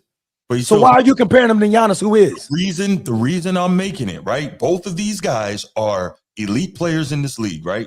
LeBron is still a top 15 player in the NBA. He's still a top 15 player in the NBA. I think I can go that far. I think I can go that far. I could Sneed can pull out a hair of his hair and name 15 players in an instant. Then maybe that's a topic for another time. The point I'm trying to make is this. You got a guy, Giannis, right? They're roughly making about the same amount of money. Giannis doesn't have to play. Milwaukee has nothing to play for, but it's the principle of wanting to go out and compete. That's why I brought it up. I'm not saying they're the same player. That would be absurd and disrespectful to LeBron Raymond James Sr. I would never say that. But what I'm saying is it's about the mentality of being competitive and wanting to get out there and do it. That's what I'm talking about, and that's the difference. And it's the same thing I've been saying for years. As long as you've known me, LeBron don't have that. But that's, again, another thing. I would have appreciated that better if Giannis was 41 years old. So Giannis in year 13, he's 31 years old. 31, and he wants to play because he's still in his prime. Go back and look at what LeBron did at 31. For sure. Go and look. I know. The competitive side that you're showing for Giannis Antetokounmpo, LeBron showed at the age 31. You know what he did in year 31? What did he do at the year 31? That was the year he was down 1-3 against the Golden State Warriors. Was he age 31 at that time? He was age 31. Okay. The competitive nature to not fold, to not wither, to not just bend over and take that beating from the Golden State Warriors. Mm-hmm. They chased down the 73-9 team, the Golden State Warriors, the formidable, supposed to be rivaling the Chicago 72-10 Bulls, down 1-3. That was competitive LeBron at 31. So tell me when Giannis gets 41, will he say the same thing? I don't know if he's going to be in the league at 41. Exactly. I don't. But so why was that a comparison? Again, it's the comparison of when you're talking about certain guys, the comparison is going to me, the comparison was simple. Giannis doesn't have to play. He can just sit back and relax and wait to be traded. He wants to go out there and do it. And there's really nothing for him to gain by going out there. That is the comparison, whether you agree or not. But that's fine. He wants to play ball at 31. LeBron wants to freaking go home and drink wine in year 23. So he ain't trying to be out there and get dominated for no reason. That's crazy. That's crazy. That's not crazy. You're 41-year-old out there and fucking ball against the damn reigning champs. That's for no reason. For no reason. When I know I have a mission. That's bad. After this season.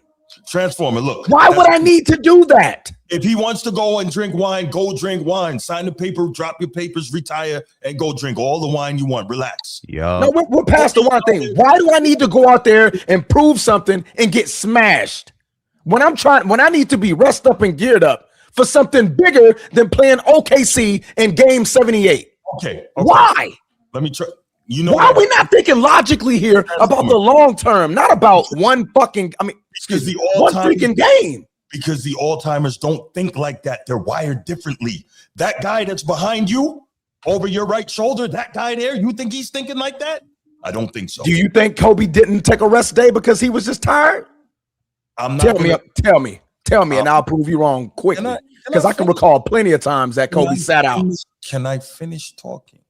I'm saying I'm not going to tell you that Kobe never did that. I'm not going to tell you of all people that. But I will say that Kobe is known for getting out there and trying to compete. Yes, in his prime, Bruce. Okay. All right. In his prime, when Kobe got to the tail end of them last 3 years, he rested plenty of games. Okay. And he stated why.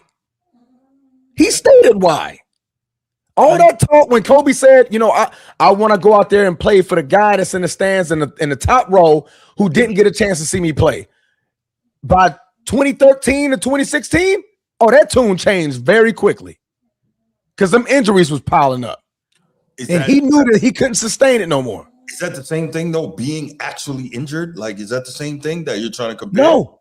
Kobe would play the game prior, and to Snead's point, was able to lay up the ball fine. He walked off the court fine. He walked to the locker room fine. And that day, he said, I am resting the next game. And he did.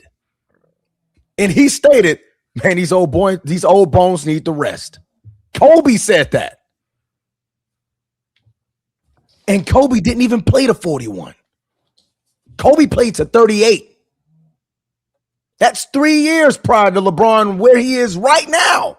Okay, but you can't. Can you do that though? That's still Kobe playing at 38 is still 20 years though. Like that's. I'm just saying he stated it at the end of his career. But we're clowning LeBron because he missed game 78 against the reigning champs when he has a bigger picture to go through. It's not even about that. And honestly, for me, here's another big part of it was that whole business of what you call it, the Lakers shelved me and I can still do this. It wouldn't have bothered me so much, and I think I said it last night. It wouldn't have bothered me so much if he wasn't out there talking. Real talk. If he wasn't out there talking, and then the very next day, take a break. I don't want to play this one. And it's coincidence. Do you think, Transformer? I'm asking you. I don't know, so I'm asking.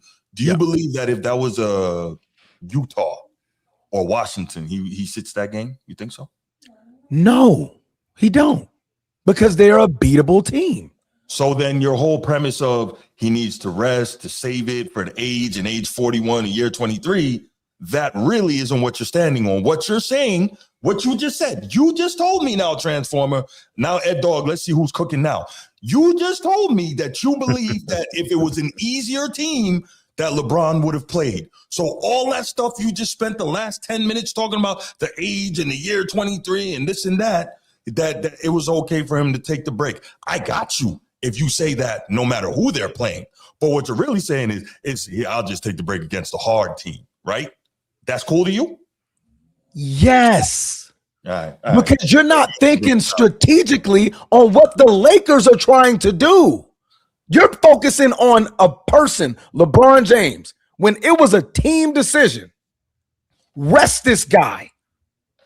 This man, I need this man at the peak of his. If this man needs a day, give this man a day. This is the game I'll probably give him because I just saw what OKC did to us with all three of my boys in there. I saw two of my guys get hurt. Why would I risk LeBron in that game? But so then why would you, first of all, you're assuming that wasn't LeBron who decided that it was the team. I didn't say, you heard me say, hold on, he's probably the catalyst. And JJ and them are like, you got a freaking good point. I'm being objective here.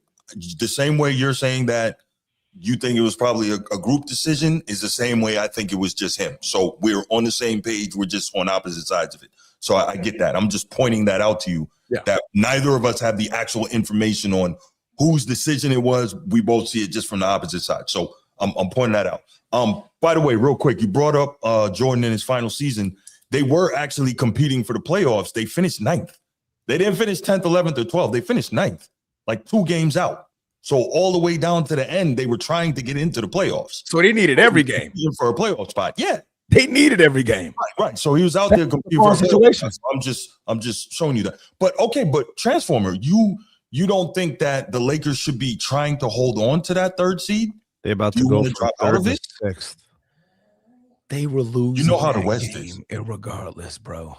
But LeBron James or not, I guess did you watch the first OKC Laker game? Some of it. Did you? I didn't watch the whole thing. It was a travesty from the first quarter. Yeah, that was the one where they got destroyed. Yeah, they got destroyed. Well, they got destroyed both games technically, but that first one, it was a travesty with Luka Doncic, who's been killing it in the month of March. For sure. Austin Reeves, who's been killing it in the month of March. DeAndre Ayton, killing it. Everybody was killing it. Them boys got destroyed and hurt. I'm not putting that man in that situation. That's not smart because I'm not trying to lose the third guy and he ends up limping and going into this postseason. Now I'm really doing. I'm trying to hold on to what little bit of a chance I have during this postseason by having as much as healthy a LeBron as I can, and I'm trying to hold that thin line until I can get my two guys back. Fair enough, Transformer. Fair enough. Let me ask. So what you're saying is, if I'm understanding this correctly, based on everything you said, playing against a better team increases your likelihood of getting injured? No, playing against that team.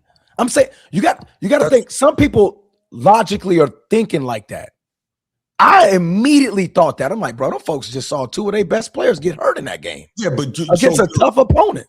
But this is what I'm trying to understand. You're pointing to the likelihood of LeBron getting injured and why risking that, right? That is what you said. Against OKC, yes. Cool. But okay, so would it but you said that you would play him if they were playing against Utah or Washington. Not OKC. Right, but so then you are saying the likelihood of injury is increased against a better team. Yes, because that's now in their brains now. I never knew that. I never knew that. That's in their brains. Like I said, hurt in basketball. Chess move, not checkers. I'm trying to play chess with these pieces. The king can stay where he's at.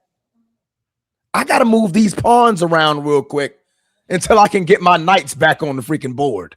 Well, pardon me, man. I don't like the mentality of, oh, this is a hard team. I'm not going to play. I'll just save it for a practice. I'm sorry. All-time greatest for me. That's fine. With that. That's fine. I'm thinking about the Lakers as a whole. Okay, that's cool. You're thinking that way. Thinking like the Lakers as a whole. Okay. Perfect sense. Do you understand it all where I'm coming from when I say this? I do, but the situation is different, bro. It's the situation is nobody has been in this situation before. Okay. So you're comparing them to guys who were never in this situation before. That's not fair. So to clarify, Jordan was never in that situation. Neither was Kobe. Situation is year 23. Is that Kareem, Magic, situation? Bird. Okay, but name me all your top greats. None of them never in this situation. I'm trying to understand. Year 23 is the situation, right? Year 23, age 41. Age 41. Okay. In this situation. Well, so we can say, oh yeah, do you think they would have? We don't know. Yeah, but late in the career, Right. late as the sunset years, like that's a thing that's happened many times. Come on, man. Yeah, and name me the time that they were the best on the team, or second, third best on the team, playing like LeBron. Third best on the team, playing like Absolutely. LeBron. Well, Kobe was third best on the team. Transformer, Mike. did you know that LeBron is shooting 30% of his made field goals are dunks? What do you mean playing like LeBron? None of them can do what LeBron's doing. Nobody has. But I'm just saying, Transformer. 30% of his made shots are dunks, and he's at his career low average for points. 20.9. So what are you trying to say, though? What do you mean? What am I trying to say? Like you just said not. it. There's not. You just said it. I get it. You guys are so focused on getting LeBron out of here. It's okay. That's fine. I don't care about that part. You guys aren't understanding. Nobody has been in this situation, and you're comparing them to people who never been there. Yeah, but you're saying it's unique. But what we're saying is there have been players who have been older and late in their career that have been in this situation. You're hung up on 41 and in 23rd season. Give me one. We're just talking late in their career and give me one years. Give me one. Well, we just. You mean it's bro? You're trying to tell me nobody played? Give me one. Give me one. I can say some things, but until I can hear a fact, give me one. I just said Michael Jordan, right? Where was he at? 40 in Washington. You tried that. You tried that excuse already. Give me what was the situation? That's a fact. What was the situation? They finished the Wizards finished ninth in the East. That's not LeBron's situation. So okay. So hold on. Is there any time you're gonna have two people who have the exact same situation? You're never gonna have that. So why can you compare? Because that's just like I'm running track on a field You're running track in the dirt. That's the same thing. We're the same person, but we're on two different wavelengths, bro. You have to play every game to try to make the playoffs. We don't. So LeBron is the Lakers need to hold on till they get their best players. Jordan was the best player. That's all they could lean on. That was it. That's not LeBron's situation. It's not. So again, the reason I brought up Jordan is not because I wanted to bring up Jordan, and I keep saying this because they bring up Jordan at 40. I'm not they. I'm me. But I'm explaining to you why I made that analogy, because you're looking at me like, what are you talking about? Why did you bring that? Because folks were telling MJ to retire. I want to hear what they have to say. And folks were telling MJ to retire. Transform. Right. And they can't rationally answer it. Because they are the same ones talking about, oh, Michael Jordan was so sorry at age 40. Is that it, right? I never said that. I'm not saying you did. I keep saying Jordan was not sorry. He just wasn't the same. They are. Yeah. And that's why I compared it. But anyway. Jordan was never sorry. He just wasn't Chicago's Jordan. That's literally right. Exactly. The absurd. Just like LeBron, he's not Cleveland LeBron. He's not Miami LeBron. Right, he's an old LeBron. Yeah, Miami LeBron. A good LeBron still, but just not Miami. Not Cleveland. Yeah, no doubt. Yeah. His career worse, LeBron. And I think that's fair. I think a big part of why people like myself, I'm going to speak for me, no one else. A big part of the reason why I am how I am about LeBron is because of everything that he tells us and everything his people and his minions tell us. And the things that led up to this point. When the actions don't match up, I'm going to call it out. You understand what I'm saying? And if somebody want to call that hating, so be it. I don't care. But they can't tell me I lied. And I will always take pride in that. That's fair. Yeah. I'm just saying. This is chess, not checkers, bro. I mean, we can say that. Helen Keller would have saw this coming. Look, at the end of the day, man. She would have heard it. First round, good night. It's okay. Hey, man, as long as Boston don't win either, man, I feel the same way. Boston don't win, we don't win. Hey, we're still at a stalemate, baby. Next year, not at a stalemate. We're ahead of you. Now, I'm just saying, we're both losers. We're both on the couch watching. We watching the trophy. Man, my team ain't shit either. According to Baltimore Bruce, watching the Lombardi being raised. Right, the Lombardi. Right. But anyway, so what was your reaction to hearing LeBron talking about the Lakers shelved me and I can still do this?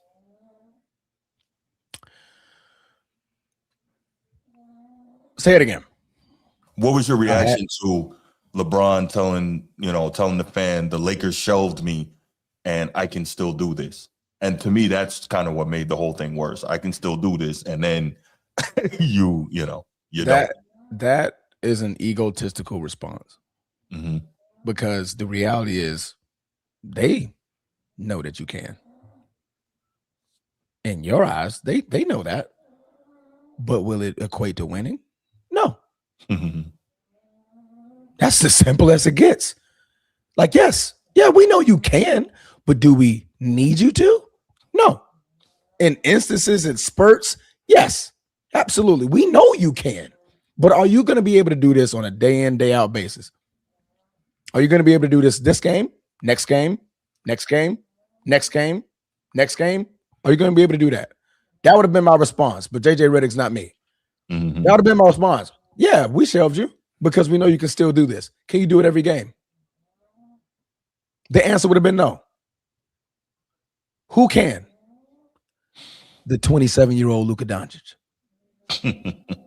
The 27, I think he's 27 too. The 27-year-old Austin Reeves. They can do it every game. So this is who we're going to put the ball in the hands of them. And Sir LeBron Raymond James Sr., you look damn good.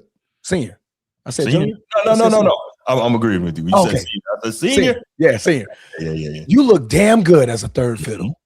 And you look more spry, more healthy, more engaged, better defensively. I'm not saying he was a top defender, not like that. But Snead watched the games. LeBron looked better as a player, as a third fiddle.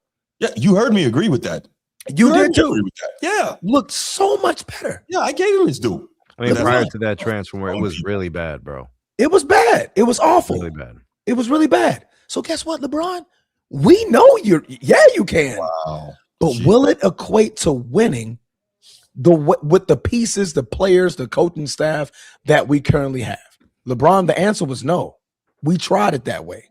But when we tried it this way, that you look beautiful doing, to me, you looked even better doing, it worked. They went on a 12-1 run. The month of March was cooking everybody, except OKC. Cooked everybody. Knicks, Houston, Denver. Get them out of here. We're talking playoff teams, contenders, Minnesota. Cook. Get them out of here. Right? Mm-hmm. What were you doing, LeBron? Were you the guy that you're quoting yourself to be, or were you the third guy, the better option that we placed you at? So that response was egotistical. LeBron knows. I mean, they know, right? We know it can't. But does it equate to winning? The answer is no. The answer is no. And I think that's what frustrated people, myself included, about, immediately the next game. It's a tough team. I'm not playing. That was he said that before the announcement was out that he set out.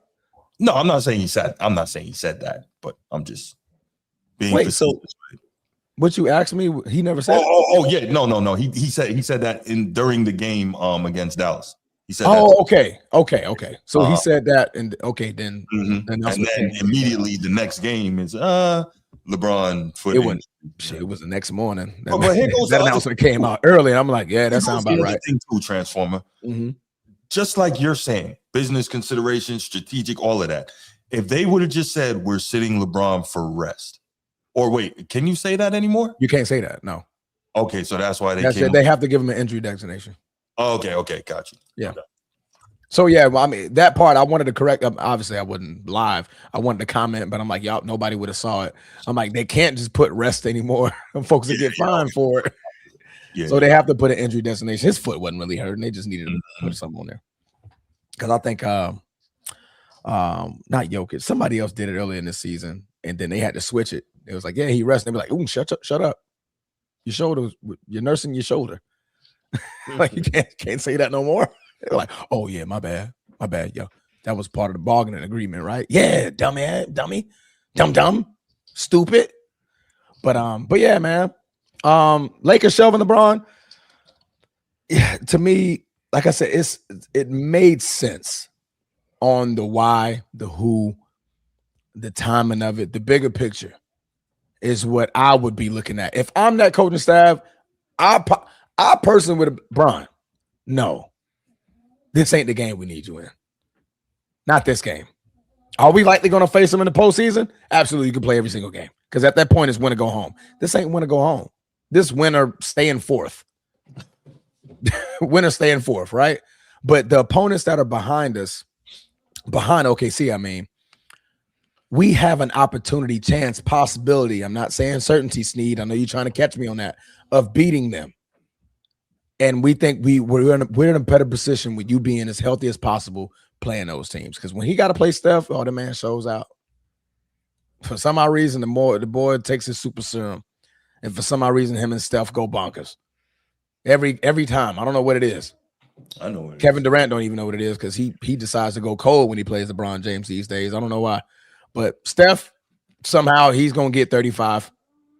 LeBron's probably going to give you 28, 10, and 9 or something like that. Almost triple-double or another triple-double. But, yeah. That's where we're at, man. Okay. Snead, you got anything before we open up these phone lines? No, because I said it all yesterday, and I'm good with it. I'm good with it, too. And I'm better with what I said today. Fantastic. Where's my cigar? All right, y'all handle these calls. 904-219-8264. 904-219-8264. Call in, give us your thoughts on the Lakers and shelving LeBron, etc. Let me get my James Worthy on.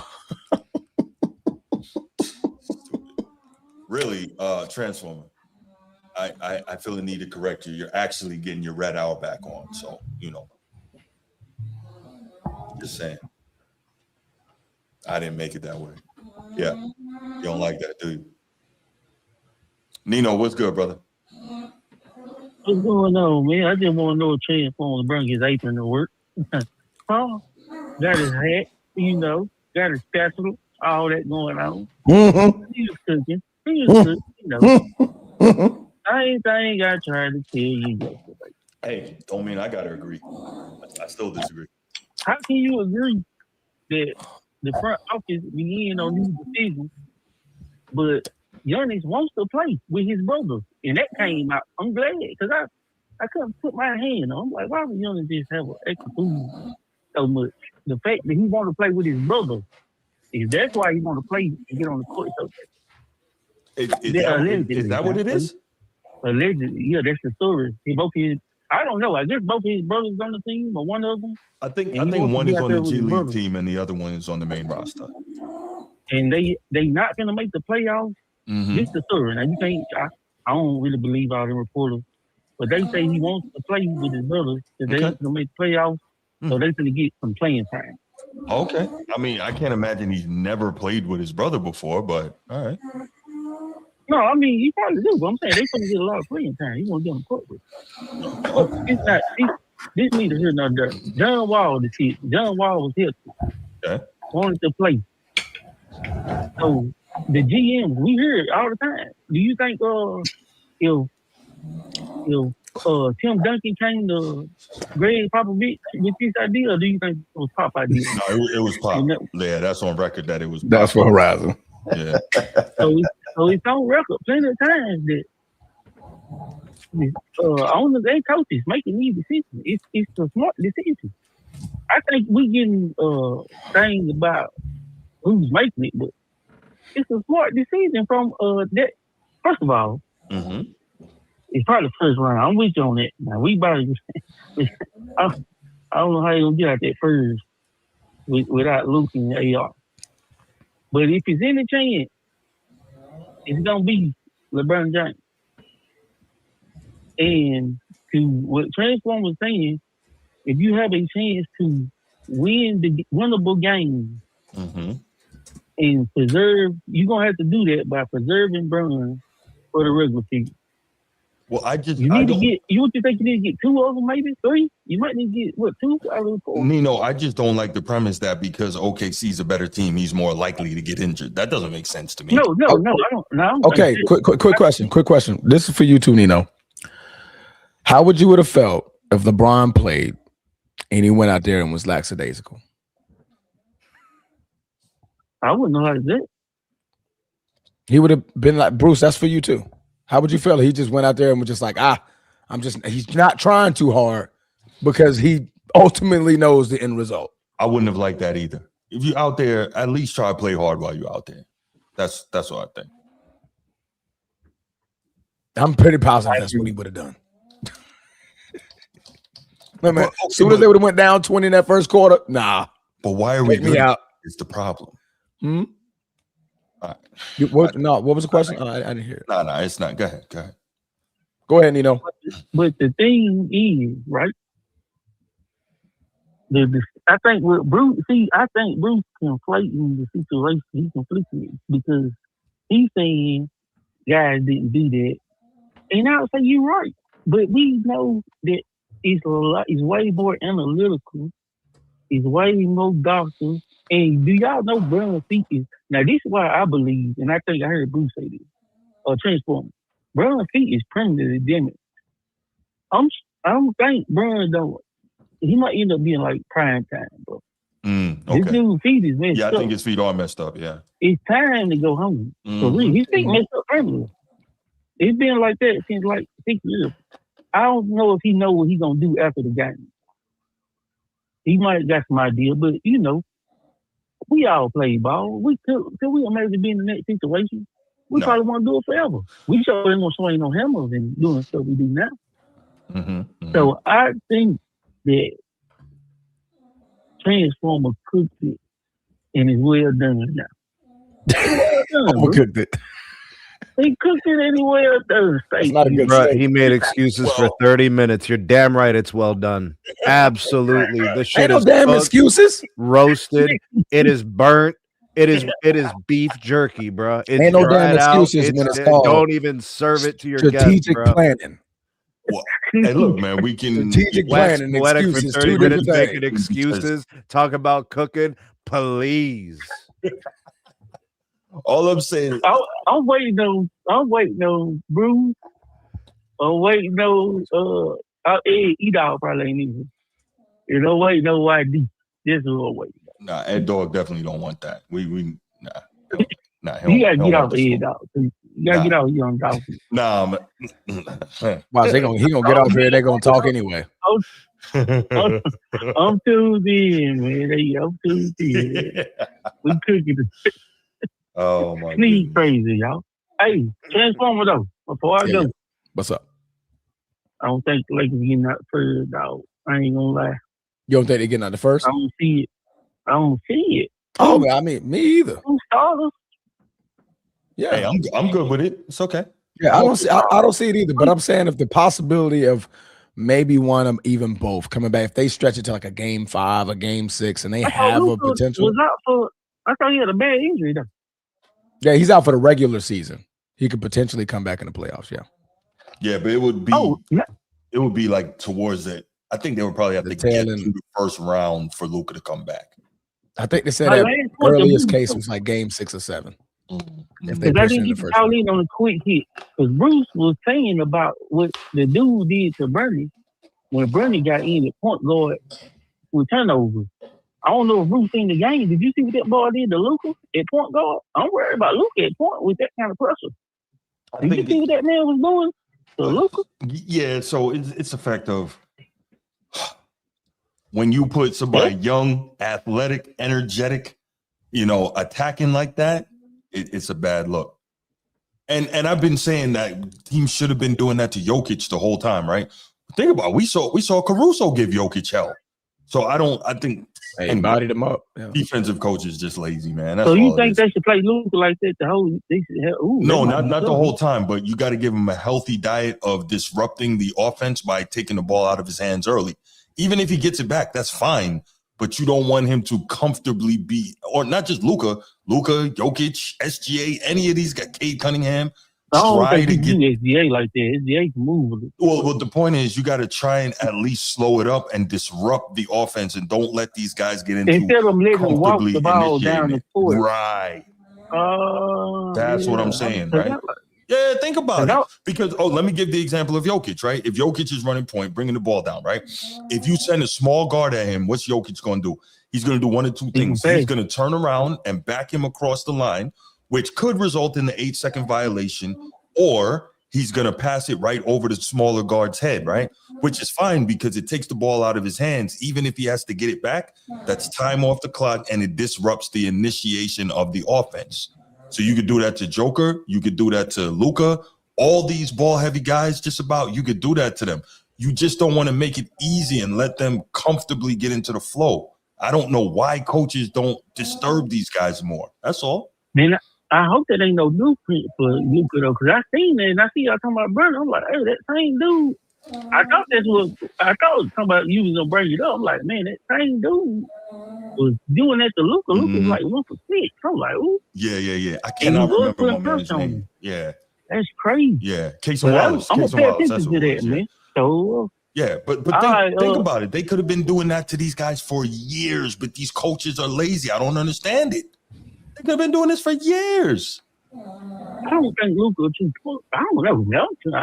I don't think so either. I think he's a small forward that can really pass. Yeah, Luka's definitely not a 2-point guard. Do pressure the ball like Rondo and them used to do. I don't know who does that now.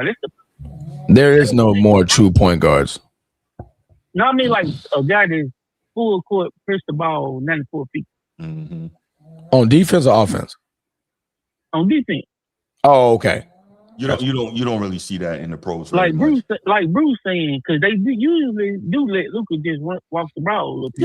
Yeah. Like not just Luka though, like point guard period. Like, They just bumped him out. Yeah, you got to do something. Make it a little more I'm gonna difficult. pay attention to that, Bruce. You might because I'm gonna pay attention to that. Yeah, man. All right, I know a y'all little guys. something. All right. All right, Nino. All right, man. Later, bro. Good call from Nino. Always. Yeah, for sure. Yeah, Ed Dog, Transformer. What happened?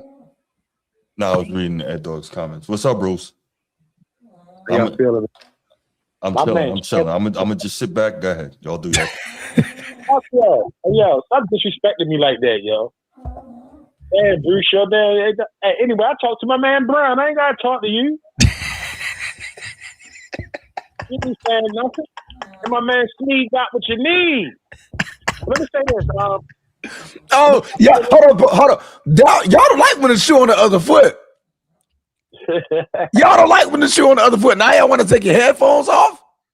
That's crazy work. What co-host I have? I can hear. I'm good. Fucking smoke. He just had to bring Michael Jordan into this discussion, didn't he? You just had to bring the Jordan and LeBron discussion. You just had to. We talking about LeBron sitting out against OKC. Okay. You just had to bring. Will Michael Jordan have set out at the age of 41 against a tough opponent?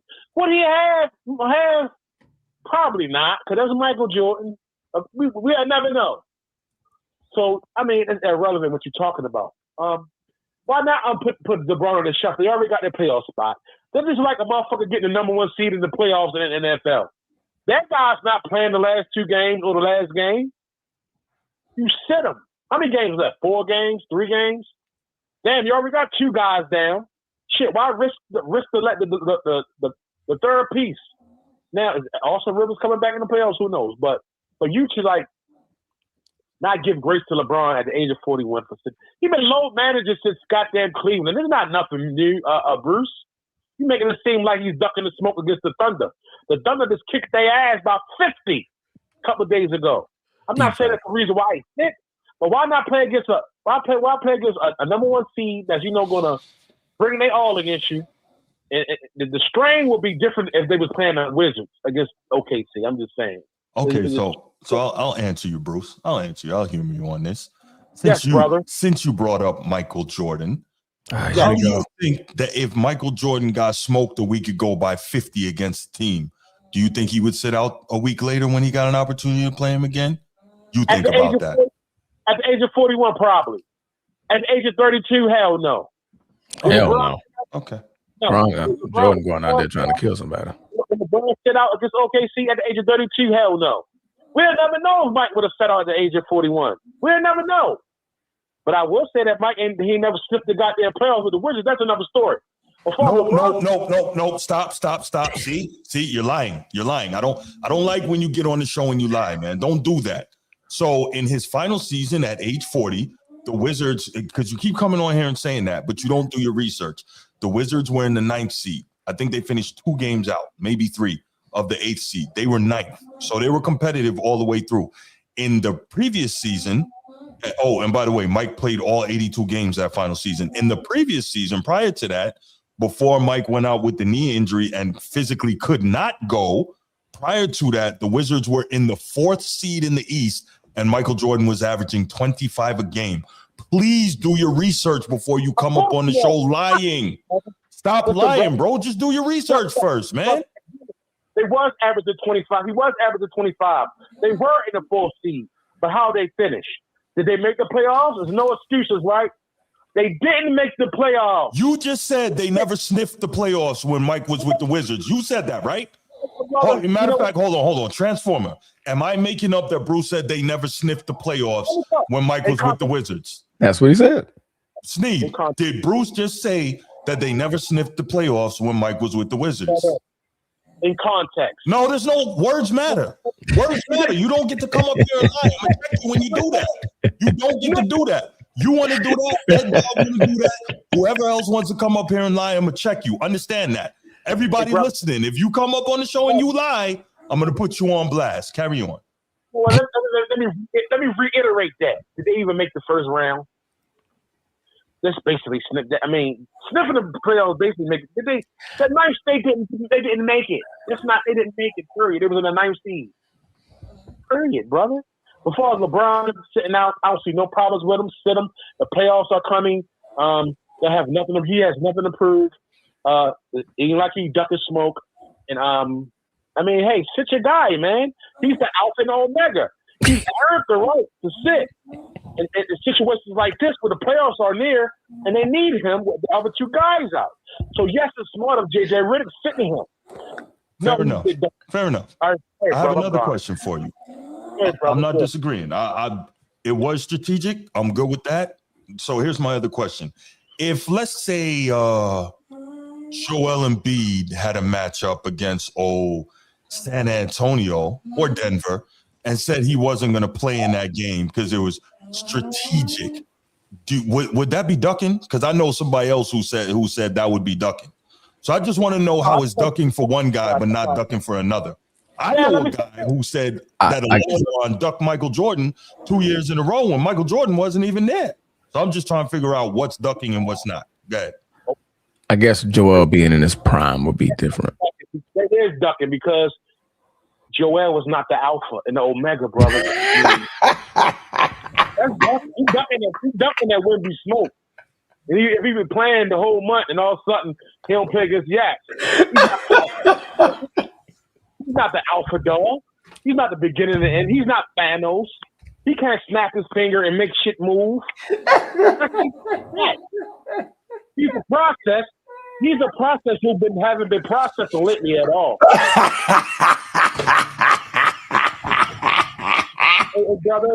Hey, brothers, have a good night. I'm gonna hit y'all back on the next topic. He's a process that's still in production.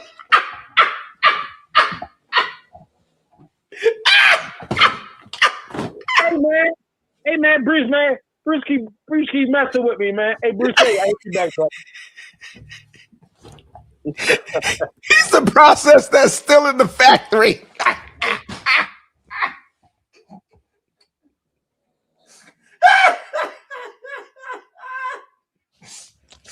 I don't even know what to say. He's the process with the warning label. Bro, this is the worst show we've ever done, bro. Yeah, it's pretty bad. I don't even. It started off with a 40-minute quick hit. Should have known it was going to be wild. You knew.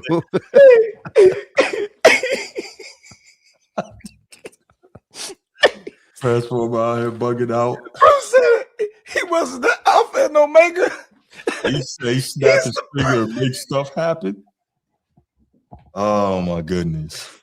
Jeez. Oh, what did he say? He said he snaps his finger and shit moves, must have diarrhea, bro. Yeah. What's up, Sean? Oh. Heck, I just heard say that he's on like a process that's still, whatever, man. It's at this point. At this point, man, it's like no matter how many times they just smell reality, they keep on just like believing the hype. But whatever, you know what I mean? So I'm not gonna stay there that long. I'm just gonna say like LeBron, his competitive spirit and how the way he moves like a coward. I'm just gonna point blank serious. Now, you know what I mean? Like now, still, I know that Austin and Luka was gone, you know what I mean, with those injuries. But prior to this, you know what I mean? Rich Paul was saying all this type of crap about freaking Austin Reeves, saying that Austin Reeves need to be demoted down. So now, like when LeBron is now just alone, now you want other people who's around him to score just like them. Well, none of them is gone. So you're the GOAT, right? Figure it out. And you know what he figured? I'm an old ass man, and I need to sit on that bench, talk to my son, and that's just all there is to it. But I mean, hey, Lakers, we're gonna be a first round out, and that's it. You know what I mean? Going to the next opening season, Mark Walters do his thing. You know what I mean? Fixing up from not just from the team, but also the facilities. every single one of these personnel and clean all the rest of this BS off for the last 7 years. But hey, man,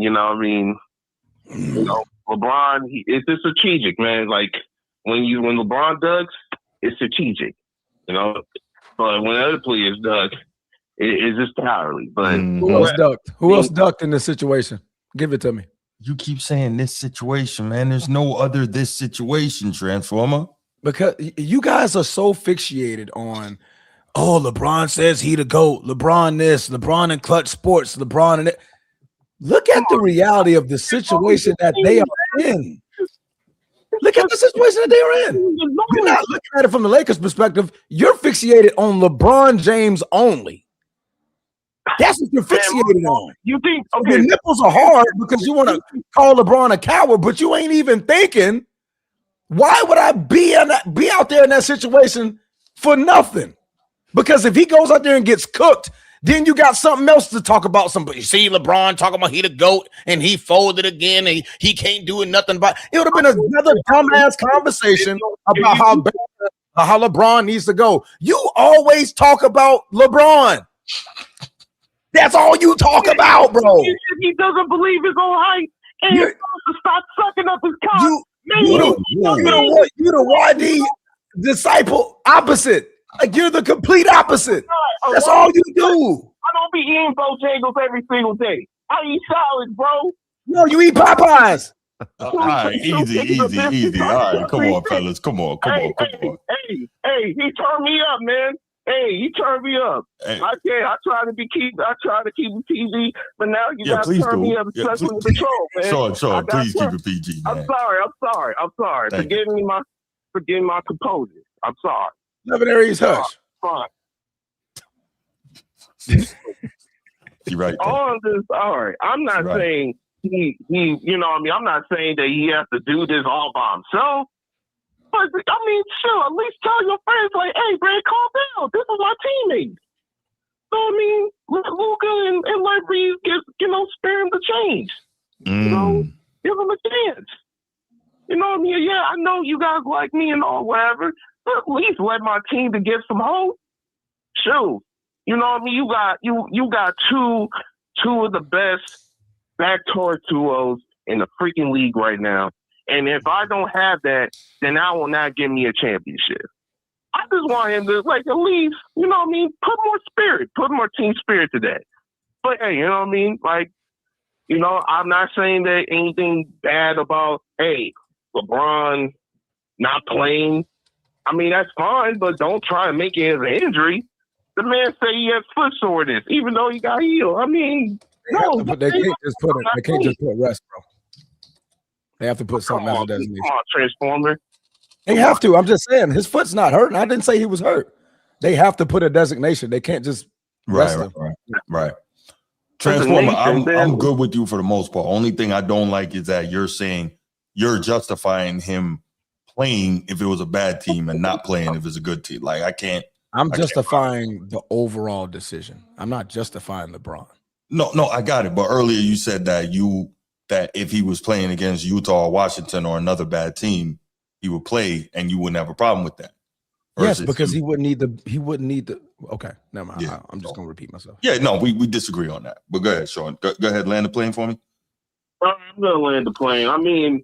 Sure, this is not what Mark Walters envisioned when it comes to him buying the Lakers. He he's trying to finish off with his promise with Jeannie, and after this year, this is on in.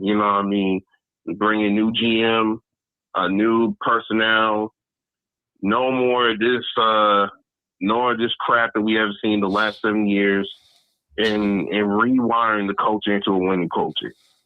And this ain't it. And also I'm being honest here. Like I do not, as much as I love my Lakers, I just don't like this cowardly picking, choosing, strategic type of thing that we doing on. Like it's just Kevin Coward. Yeah, we got butts beaten a lot of times. Sure, more times even before LeBron was over there. But we never act cowards. We just say, hey, we take it like a man and just move on. But now it's just like, hey, bro, hey, if we get in this position, then we're gonna face against Minnesota or we get against Rockets. I mean, since this is a team that we could beat on first, shoot, I think we're just gonna concentrate on the Rockets and allow the Rockets to go a little bit up so we can get next to our own seed. Like, come on, bro. It doesn't really like that type of thing. That sounds a bit too cowardly. Like, I get it. I get it. You plan it out, map it, fine. But come on, man.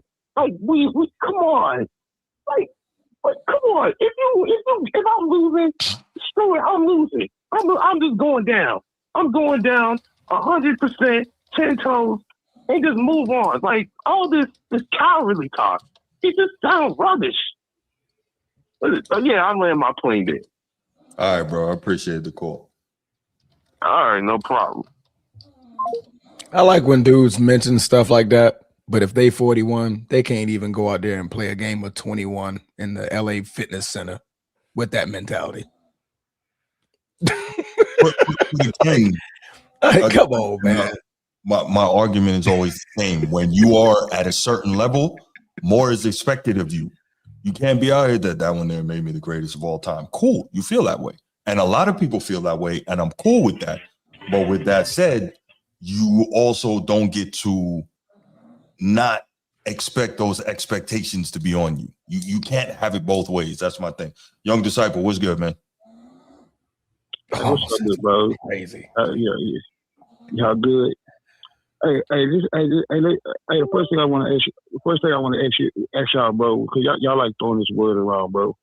Like when y'all say a dude is a coward, like what are y'all saying?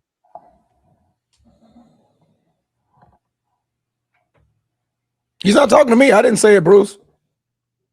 I'm talking to him and Sneed because they were both saying it yesterday. I never called him a coward, so no, he's not talking to me. You did say it yesterday, bro. No, I didn't call him a coward. No, I did not. All good, that's cool. Ain't nothing. My turn. I'll take that. I'll take that. When I say somebody is a coward, I mean that they don't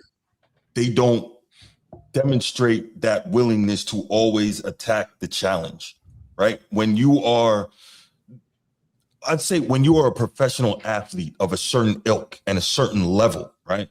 I word it as having the quote unquote warrior spirit. And you don't see that with LeBron, as great as he is, as great a career as he's had. You can't take that away from him, but you do not see the warrior spirit. And there's explain it. Explain not seeing the warrior spirit out of LeBron. What do you mean explain that?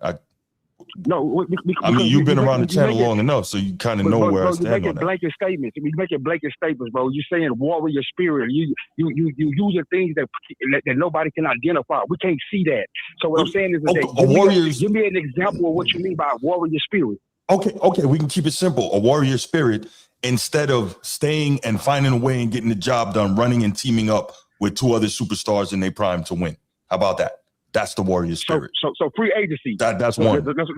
Free agency. No. Don't try to do that, man. Don't try to do that. Anyone has a right to free agency, correct? Free agency's been around a long time. We've never seen free agents move how that dude moved.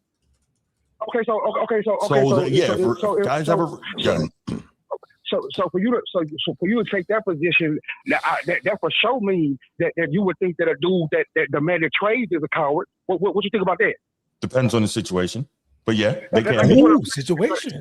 Like that's what I'm saying, bro. But that's another question I want to ask y'all about. Like, do you and the listeners do y'all know the rules?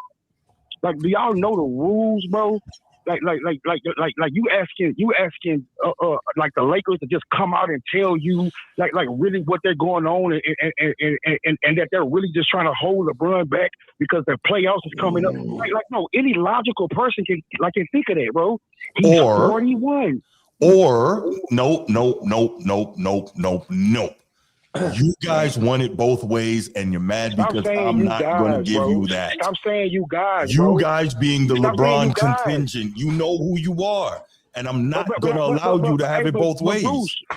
Boost, I'm not about to speak for people that you talking about. Okay. Unless Okay. I said something, like that's what I speak for, bro. Okay. You're not gonna hold my feet to the fire for stuff that you done heard, nigga, from miscellaneous people that I don't have nothing to do with. Well, okay. Well, here's the deal. bro, When you have people of for instance, everybody of a certain demographic doesn't know each other, right? Every black person doesn't know each other, but there are certain things that are common among black people, right? Or whatever demographic we're naming. They don't all know each other, but there are certain things that's common among them. So when I say you guys, I mean the super LeBron fan contingent. There are certain things, behaviors, and commentaries that are. Big Bo. I come to you about what you say. I don't come to you about what another Jordan fan say or group all y'all together. I come to you as a man with what you say. I address you as you. Address me as me. Like, don't put me. You know what? No I respect contention. that. Okay, I respect that. I got you. Okay, I got one thing. Just let me get past this one thing. Sure. I just got two things. I just want to take your time, brother. I appreciate the call, man. Go ahead. Because I seen the show last night, bro, and to be honest, I was embarrassed at how thirsty y'all appeared to be to criticize LeBron for absolutely nothing. Okay, like I just don't get, bro. Why are y'all fixated on taking things from these last little years to try to paint something where it look as if it's been a constant throughout his whole career? But bro, I just don't get that part, bro. Okay, like y'all sitting on here talking about LeBron and questioning his competitive. Like to me, a dude is competitive when he's been in the league 23 years and never missed a playoff game. So is that competitive? So this is what I'm gonna say, YD. That is competitive, though. You haven't. You've only known me for as long as you've been watching this show, right? People who have known me for as long as, not outside as LeBron been in the league, but pretty much since 2010, people who've known me since then, they'll tell you none of this stuff is new. I know you haven't heard it from me in all those years, but I'm saying they'll tell you. So when you say, coming down to the end that, I'm just trying to say stuff and act like it's his whole career. Matter of fact, Transformer and I met in 2018, somewhere around there. Somewhere around there. No, not 2020. Yeah, pandemic.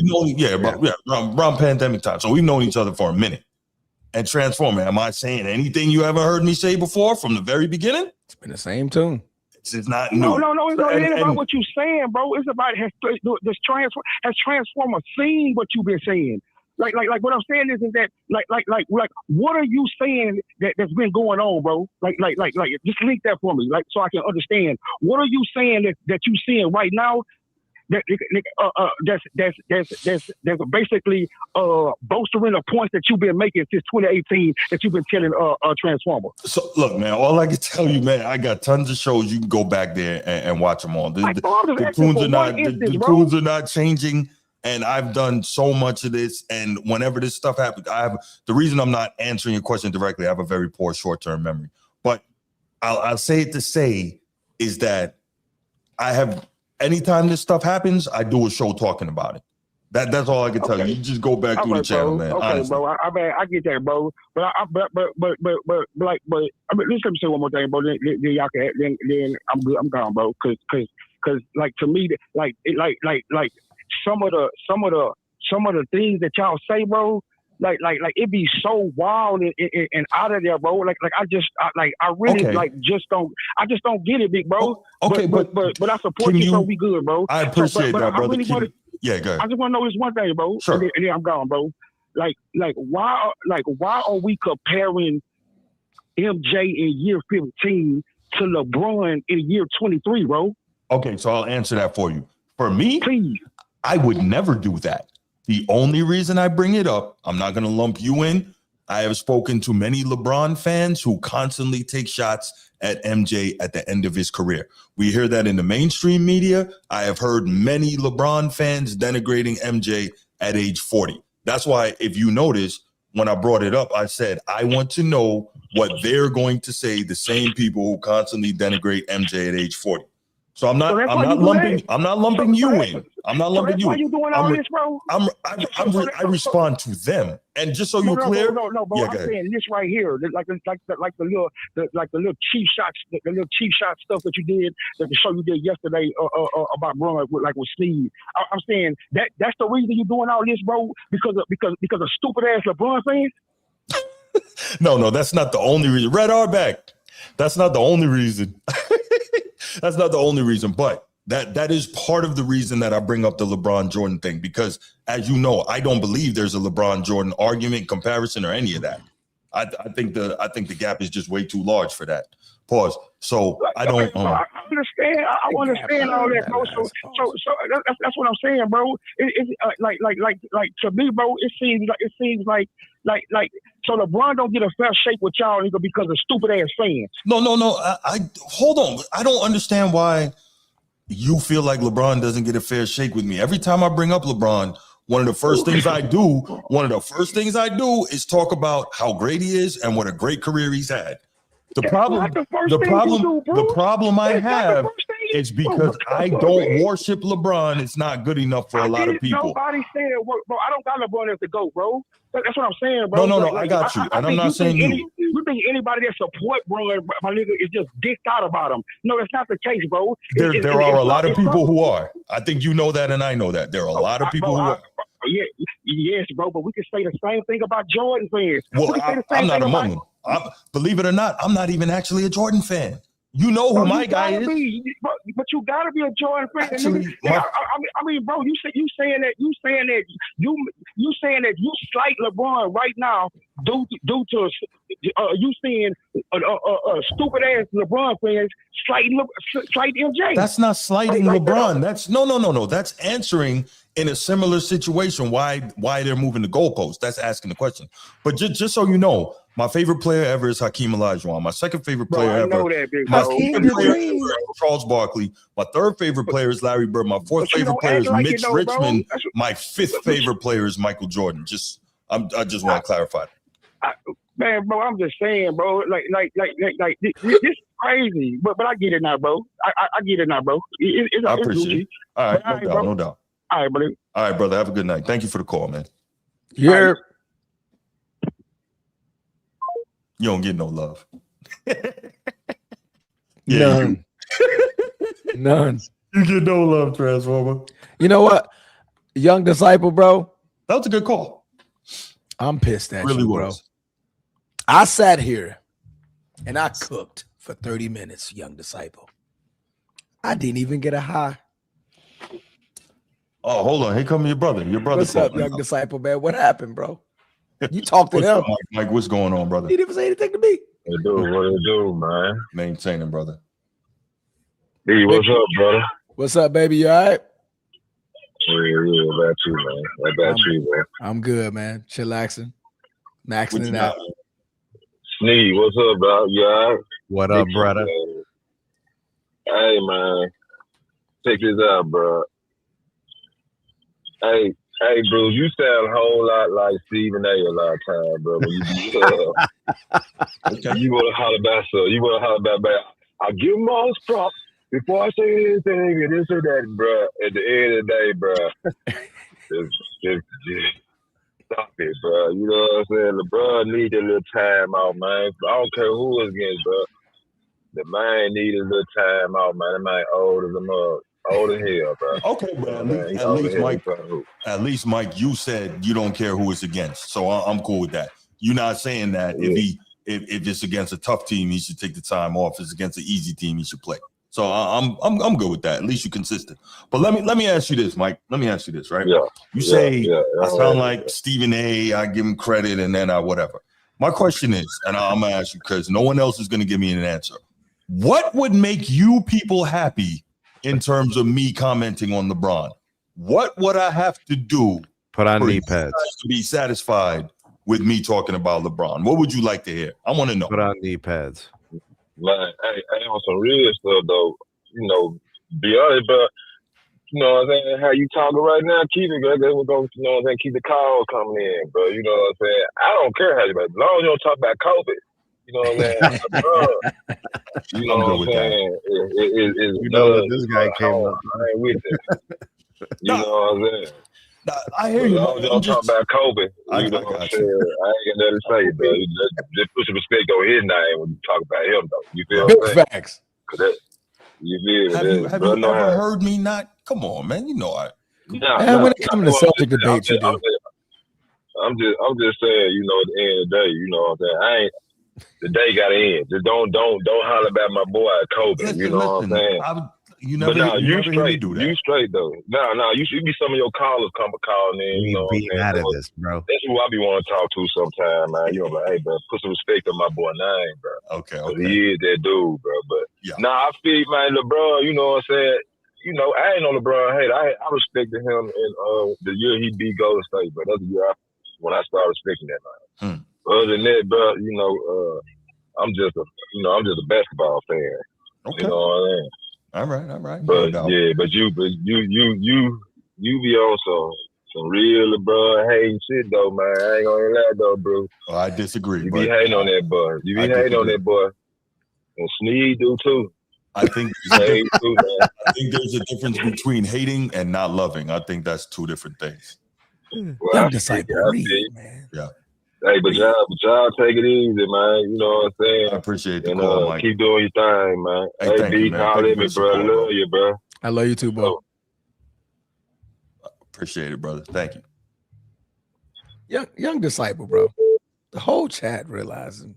By the way, why you don't call him baritone, man? You hear that dude? I mean, that's because Mike be like relaxing when he talk. I'll be relaxing when I'm talking. You talk like that all the time. That's Barry White's son, bro. What you mean? Yeah, I was like, gosh. Say hope. What's up, Chief? Good evening. Anchors away, my boys. Anchors away. Hey. Hey, yo, Chief, I'm about to start banning you from calling with Transformers. You can ban. Hey, I'll take that ban. But I'm gonna be fair and objective. Yes, sir. Bruce Hope does not hate LeBron James. Thank you.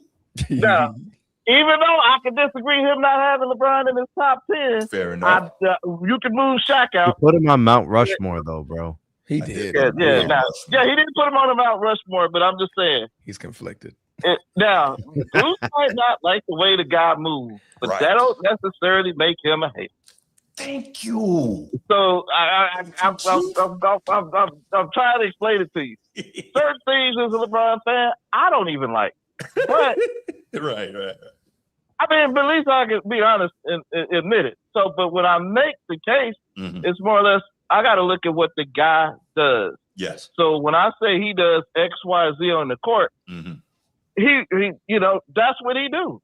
Now he ain't gonna do everything perfect, but you have to credit the guy when he does X, Y, and Z, whether you like him or not. Certain people, they got hate issues of now. What I can't stand is the bias hate. So you try to discredit the man. The man got 4 Finals MVPs. The man won as a Laker. Now that don't mean he needs to deserve a statue, but you got to give him his props on what he did. Sure. You don't have to go overboard. You don't have to slob on the knob or the corn on the cob, but you have to give the man. I know that song, by the way. I know that song. Okay. I know that song. Yeah. Corn on the cob. I'm just saying. Check it with me. Into your job. Let's go. I'm a LeBron, but I don't ever disrespect. I don't ever really just disrespect. Hey, that shit loud, son. I don't disrespect Mike. I don't disrespect Mitch Richmond or a lot of the guys that came before. But LeBron deserves his place in history. Yeah, of course. Well, this is what I tell the what's his name? My boy Big Rob. That Charles. That slick. I call him Charles Stabanzi. I call him. I call him. I call him old Chuck. Old Chuck Chill Out. But you can't deny a guy that consistently performed great for 20-something years. Now, no, you can't. And if the guy, okay, it's about 4 teams that went to 4 more, straight. The man went 8 times. Well, it's a week in Easter, but he still did it. It's still a task. That's true. That's true. But I'm just saying, if you go on debate, I say Bruce Hope, you got to come with your facts. If you don't have the facts, you got to get the facts. Get out absolute fact. You have to come at Bruce with facts. If not, it's just rambling at the mouth. On how you feel. I got to say, okay, well, LeBron blah. Well, he lost so much. But then, you know what I'm going to do? Okay, the man won more playoffs than anybody. Well, he missed more shots. Yeah, he also took the most. Right. Oh, he had the most turnovers. Yeah, but do you know his turnover ratio is better than Mike and Kobe? Guys, it is what it is. You play long enough, you're going to turn the ball over. He ain't John Stockton. For sure. So certain things, I got a problem with the guys don't come with the facts. Right. You know. Yeah, you know. Hold on a second. Hold on a second, Chief. How's it been looking the last 5 years? Me, the man, he's at the tail end of his career. Now, How's it looking the last 5 years? It looked bad, but guess what? How these seasons been ending these last 5 years? Well, Steve, the man had played 18 years. So but what I'm saying is we can't sit there and pontificate about all the things that used to happen, pretending like we're waiting for them to happen again. Steve, I'm a realist. I'm old. I get it. Well, I'm old too. You only got me by like a year, bro. Chill out. Steve, no. Do you know how bad, Steve? Bro, there's a reason why I wear the hood, bro. This beard all gray, bro. Steve, if we the same age, you and Bruce the same age. I'm older than Bruce. You older than me, baby? Bro, listen. You're a little older than me. Listen, I already told you guys on the show before. You heard of The Last Supper? I was at the first. I was at the first one. Wait. Bro. Wait. I guess I was passing you the wine glass. You heard about Dirt? I was there when they made it. He said in the beginning, bro, I'm older. He created the heavens and the earth and Sneed. You're crazy, man. But a lot of people, they can say that, but I can honestly say Bruce he's a trained journalist. So he gonna have to have some objectivity and he gonna have them facts. But Brown got haters, and as long as these seasons end badly, it's fuel to the fire. They're stoking the flames, bro. Well, guess what? You only can do what you can do at the time given. Now, when Michael played for the Wizards, and he did the best he could do with one knee. And they told him to retire, Chief. But guess what? Yeah, he retired, but he still did good, but he just wasn't Michael Jordan. But everybody told him to get retired and stay retired this time. Yeah, but Sneed, guess what? Some guys just can't let it go. It's a little bit harder. Me, I retired early. Yeah. I retired early, and I'm glad I retired. They said, hey, if they call me back to duty, I ain't going. I mean, but I'm just saying, certain guys, when you retire, sometimes it's hard to let go. See, LeBron, he's going to have to let it go. Eventually, it is, the end going to come. But right now, you got to do what you got to do. He got to be in the moment. He can't worry about that. He just got to do what he got to do. Go ahead. You got it. Yeah. Not bad. Yeah. But Transformer, I'm glad they had Transformer on here, man. You just want to hear the Navy song. No, don't be jealous. I'm jealous. No, but see, he got a perspective from younger guys, though. Absolutely. I mean, we're old guys. Yeah. So we got biased, I'll be like, well, he didn't. It wasn't rough and tough like that back then. Mm-hmm, I ain't know. So it's kind of.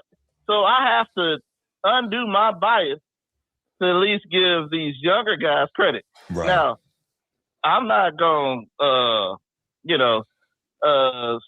skip and wave the fan for them when they don't do something that I haven't seen before, But I try to be encouraging, and then it's a different game too, though. The game different, so I have to kind of take that in consideration. People forget when LeBron came in 2003, he was super physical. But the game played now, if it's soft, but you can't just say, well, LeBron started load management. Now, this is some of the lies they tell. LeBron didn't start no load management, but they will say stuff like that. They will, I'm not saying you, Bruce, and I'm not saying you, Sneed, but they say stuff like that. LeBron James started load management, or LeBron James did. Some of them, absolutely but they not. tell lies too. No, that's an absolute lie, and I would never allow that. No. Right, but they tell, well, LeBron James used steroids. Now, I can be suspicious, but I don't have no proof. Right. And here on the format, we don't allow that. You know that. You got to have proof. Right. That's all I'm saying. If you like the guy or not. And as a Lakers fan, I got to look at the total time. People forget we were suffering before LeBron came. That's true. So I wasn't a happy capper with all the losing. I don't believe in losing. I hate losing. Right. So that's no. I'm old school in that. You win to play the game. You play to win the game. Hello. so yeah, but they say my boy Bruce. Nah, Bruce ain't no LeBron hater. I can tell you that. I've met some of them. Right. I talk to him. I appreciate that, Chief. Thank you, man. I really appreciate that. Somebody got to have some objectivity. Now, why? Hold on, real quick, Chief. Have you noticed Ed Dog is not in the chat screaming Bruce is getting cooked? Amazing how that works. Go ahead, Chief. No, but I'm just saying. Now it might be some things that he don't like the way he moves, but guess what? That's his opinion. And if LeBron factually did X, Y, and Z, then that's what he did. I'll be the first to admit. He come with the facts. He tailed off. But see, this is where I get on Steve. Okay, if the man didn't play, the man gonna be old and run out the playoffs, everything, because he looked gassed. But this is the first time this man didn't start the preseason. And then now this is my thinking. Maybe the Lakers are holding them back to try to do some kind of run. A lot of times, the way they did things back then, Michael Jordan said, God dang it, I'm playing for the love of the game. You won't question it. Now, you can't do that as much. Even though he got juice, but it's a different time, different era. So, I have to accept it is what it is. Back then, guys, they wanted to play. Now, it's a business. These guys are assets. They call players assets now. They just not players. The game changed. So you have to kind of take that in consideration on how teams act and how guys move. No doubt. So that's all I'm about to say. So, all right. Yeah. So y'all get off Bruce. Bruce ain't no hater. Now I know haters. Matter of fact, you reach out to your boys and they can have a LeBron hater ball. I hate that LeBron James. I hate his beard. I hate the fact he wear black and gold. I do hate the fact he wear black and gold. Just saying. Purple and gold. Purple and gold, black and gold. Purple and gold. Well, yeah, I dislike him. I dislike him in that bike that he wear. Right. I dislike his comment on buying the game, which he's using for some kind of player proposition. See, but Bruce, man, you're objective, guy. I can say that. I try. We all got our favorites and our biases, but as far as actually being a hater, you ain't no hater. If you want to go to hater, it's gonna go like this. You, LeBron. The crazy thing LeBron fans say. That guy's a hater. But I call him a hater, but like you said, guys, you gotta have reasons and facts. You come over here, you call, because if you don't come with the facts, you get called out. Period. You already know. All right, Chief. I appreciate you, man. Thanks so much for the call, bro. All right. Bye. My bad. Ed Dog, call back. Call back. Check call, recent comments. What you saying? Kobe saying. So Wemby, is he a load manager? Okay. I guess so. Yeah. By definition, yes, he is. Yeah, I'd say so. Okay. So no matter how great that career gonna be, yeah, I don't always point back to the load management part. Yeah, I don't like that. Ed Dog, what's up, man? Hello, Bruce. Hello, Ed Dog. Hello, Steve. Hello, Steve. What up? Transformer. Big bro. I just got done finishing up that ribeye you was cooking. And those mashed potatoes on the side and everything like that. Boy, it was very tremendous. The mashed potatoes. Very tremendous. Then, you know what I'm saying, Baltimore Bruce probably, you know what I'm saying, gave me some water and everything like that. YD was also putting something in there as well. But, hey, I ain't got much to say. Somebody was calling my name out. And he loves to throw shade at me. So I'm just calling just to show some response because I'm not ducking him. So, Bruce, I was in the chat. I was just too busy working, sir. And listening to my brother, you know what I'm saying, was cooking. And it was tremendous. Now, y'all enjoy the rest of this show. We got to get to the next topic, but make sure everybody get the like and subscribe up for these fellas on this platform. And Bruce, as Tupac said, you got to keep your head up, big bro. One night. Water.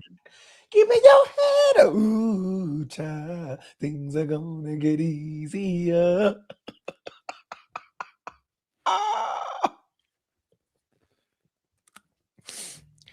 And you heard it here from the world renowned, especially in Bruce's house. Stop being disingenuous, Bruce. Man, listen. Yo. Crazy. You have no idea. Like, this dude is famous over here. Wow. I'm like, what? Really? Like, really? Famous. Y'all hear that often? Like, yo, no joke. Famous over here. My brother has never met Bruce personally in his life. Nope. But the whole house of his knows who Eddie is. Yeah, they all know. I'm like, that's wild. Oh, man. Good conversation, man. All right, man. Light up the chat, man. Like my brother said, man, if you guys are in the chat, we see about 30 plus you guys in there.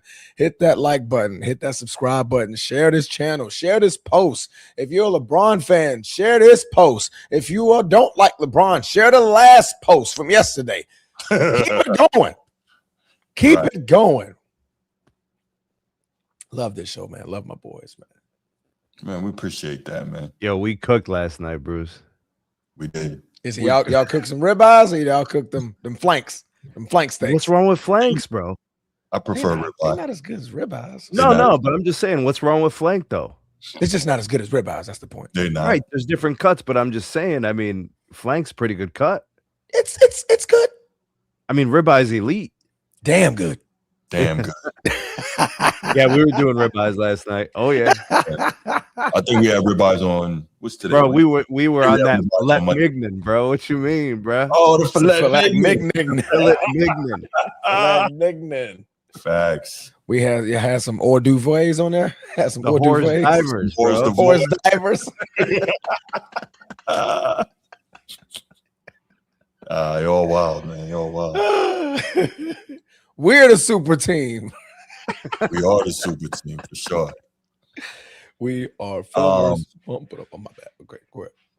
Yo, you crazy. All right, let's go ahead and finish this up, man. Wow, this show 3 topics. A 40-minute quick hit.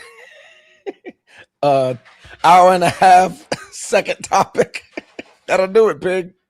That'll do it. Bruce, you muted. Is it just me? No, it's not just you. It was me. Okay. I'm sorry. Let's go ahead and let's get to the final topic, and that is the 65-game controversy. And what are we talking about when we talk 65-game controversy? And I'm gonna let you guys lead off because I've been talking all night after this. But we're talking about the rule that was originally intended to stop load management.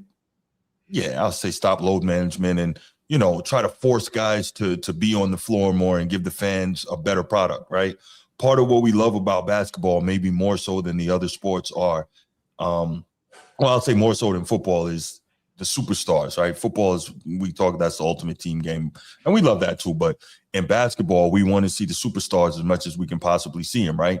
Why do you think we're always talking about LeBron or Michael Jordan or Kobe Bryant? Those guys were superstars to the nth degree and took that seriously, and for the most part, really tried to be out there. And we want to see, our best players play.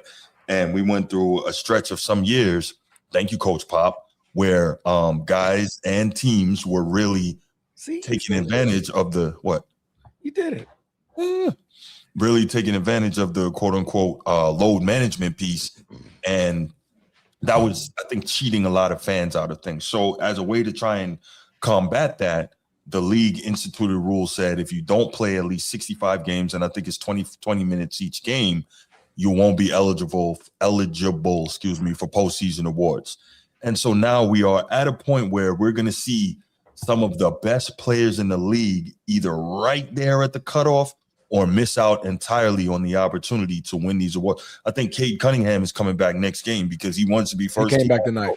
Oh, there you go. Thank you. Back tonight. Yeah. Right. So, I mean, he probably would have missed out on first team All-Pro, right? He was the driving force behind the number one seed in the East for the bulk of the season. This is a guy who literally rushed back from a freaking punctured lung to try and get back out here and compete. So, Transformer, go ahead, and I'll start with you. Man, what are your thoughts on the 65-game rule? Do you think it should go? Do you think it's fine how it is? Do you think that, to make a cake, you got to break some eggs? Where are you on that, bro? I understood the premise of it. Okay. And I agreed with the premise of it. Yeah. You wanted these guys to be able to not Zion Williamson this thing, or not, Joel Embiid this thing. That's great. This year has just been a horrible year. Yeah. Post that rule change. And it's starting to make the rule change look bad. Right. And because you got guys like Luka Doncic who's going to miss it by a game. Mm-hmm. Literally a game. Giannis Antetokounmpo missing it. Steph Curry, Joel Embiid, Anthony Edwards, of course, LeBron James. Cunningham was almost on the list. Mm-hmm. Those guys now, the whole first and second team All-NBA is going to be completely different. Isn't that crazy? Without those names on it. Yeah. Right. Guys that we're going to look back and like, damn, he made it, but like he really didn't make it. Right. If Luka played, if Giannis played, you know what I'm saying? And I think that it's going to get eliminated because now the argument for these players in this next bargaining agreement, they're going to ask for, okay, can there be exceptions get made? Now, once you start opening up that can of worms, you might as well terminate it because the can of worms is going to overflow. Yeah, there's going to be exception requests after exception requests after exception requests. Luka already started it. He already started the first one. The exception request for him having a baby mid-season. He's trying to get those 2 games back so he can fit the 65-game threshold. Well, look, he didn't have to go. I mean, obviously, listen, we're all fathers here. If you have an opportunity to be there when your child is born, you want to be there. And that was his first kid too. Right. But look, also 2 out of 3 of us are military and we've been deployed. Now, I was blessed enough that I was there in the room when both of my children were born. Alhamdulillah. I was very blessed for that. But the point is, there could have been times when I was away and didn't get to be there. Everyone doesn't get to be there. Okay. So you can speak to it. So you know what it is. So you don't always get to be there. So I really wouldn't make an excuse or excuse the absence for Luka because he was away when his child was born. You're rich. Bring her here. You could have done that. But bring the kid on the road? No, not the kid. No. Bring your pregnant lady on the road. Was he on? Were they on the road at the time? No, he was on the road. She lives in Serbia or whatever. She lives in Serbia. Yeah. I mean, but either way, he would have been on the road. It was a road trip. She lives in Slovenia. Yeah. So, but I get it because, to be honest with you, and to be fair, yes, I knew what I signed up for. Right, I signed up to be overseas. I signed up to make those risks to be away from my family. Right. Then he signed up for the same thing. Players, that's and they make like a lot more money than we did. That's apples to oranges, though. Nah, man, it'll be all right. Yeah, that's apples to oranges. I mean, I get your mentality, and I agree with that mentality because that's what we kind of been trained and it's been processed in our brain. Them dudes be there, great, but you're not you saw be there. You saw how they acted in the pandemic. Them boys ain't wired that way. Them NBA players, them athletes, superstars, Hollywood, they're not nowhere near wired the way we wire, Bruce. Nowhere near it. We would understand it. Them boys, absolutely not. I'm not missing my firstborn. I will stop dribbling the basketball today, and I will get on that plane. But a lot of players in the past in multiple sports have missed children being born. Like, it happens. And I'm not saying you should have to. I'm not saying that. I say that's up to their ethics, code, or religion or whatever. Yeah, if you can be there, ideally be there. I get it. What I'm saying is you don't always get to be there. That's all I'm saying. Yeah. So if this was the playoffs, I wouldn't excuse that. If this was the playoffs, then he would channel that military mentality. Like, damn, I need to be here. But in the middle of the season, where we really like before Christmas, we didn't care. Like, they don't care about them games. They're like, bro, I got 82 games to play. Right. I can miss 2. Right. Cool. But again, I mean, that's my stance, man. I mean, there's going to be exception requests, and that's going to open up a can of worms that Adam Silver is not going to want to deal with, and he's going to terminate the 65 game rule. True. If not, he's going to revisit it and have something a different stance on it. Yeah, they're going to have to figure out something. Sneed, where are you on this, man? There's 82 games in an NBA season. The rule is 65. That's enough. That is enough games that you could be afforded to miss. If you have an injury, even if it's one that's going to cost you a couple of weeks, you could probably have 2 or 3 of those injuries in a regular season and still somehow find a way. There's a missing 17. One of those injuries is sustained around the All-Star weekend, which one of Luka's was. So, no exception to the rule, or just dismantle the rule. But no exemptions, no exceptions, no loopholes, no workarounds, no. Why have the rule? Dismantle the rule if you don't want the rule anymore. Admit that it was for Joel Embiid and move on with your life. That's as simple as it gets right there. Yeah. But I'm just saying what's going to happen. I 100% agree with you, Sneed. But there's going to be so many exemption requests. You cannot allow it. He's going to be like, yeah, bump it. You cannot allow an exemption or an exception. The rule needs to just be destroyed and just move on with it. If you're going to have the rule, enforce it for every player the same way. Yeah. It's not difficult. Good fortune plays a part. Bad fortune plays a part. Welcome to the real world. What? You got people, they run a red light, they get a ticket. I see people run red lights all the time and don't get a ticket. Lucky them. Like Transformer. You running red lights, bro. It was yellow. It was yellow. Last time it was a hard yellow, bro. It was a hard yellow. It's not that complicated. The reason why people want exemptions and exceptions is because it impacts them. Yeah. But they're not lining up to fight for the next guy to get the exemption. So to hell with it. I like what Figure John. You got a point. The NBA is not the real world. It is entertainment. You got a point. Yeah. So not the real world. Understand. Then what is it? The fake world? Yeah. It's entertainment. What does that have to do with all NBA considerations and All-Star or whatever the requirements are for all these things? They made a rule. Yeah. So there are a few exceptions. So there's one called the season-ending injury exception. A player can still remain eligible if he played at least 62 games and then suffered a season-ending injury, as long as those games represented at least 85% of his team's regular season games before the injury. So there's that. There's also an extraordinary circumstances challenge, which the league can review on a case-by-case basis. Like COVID. Reports around Luka Doncic specifically say he could petition under that path because he missed the game for the birth of his child. That's the big wrinkle. That's a gray area. They're gonna Yeah. find it.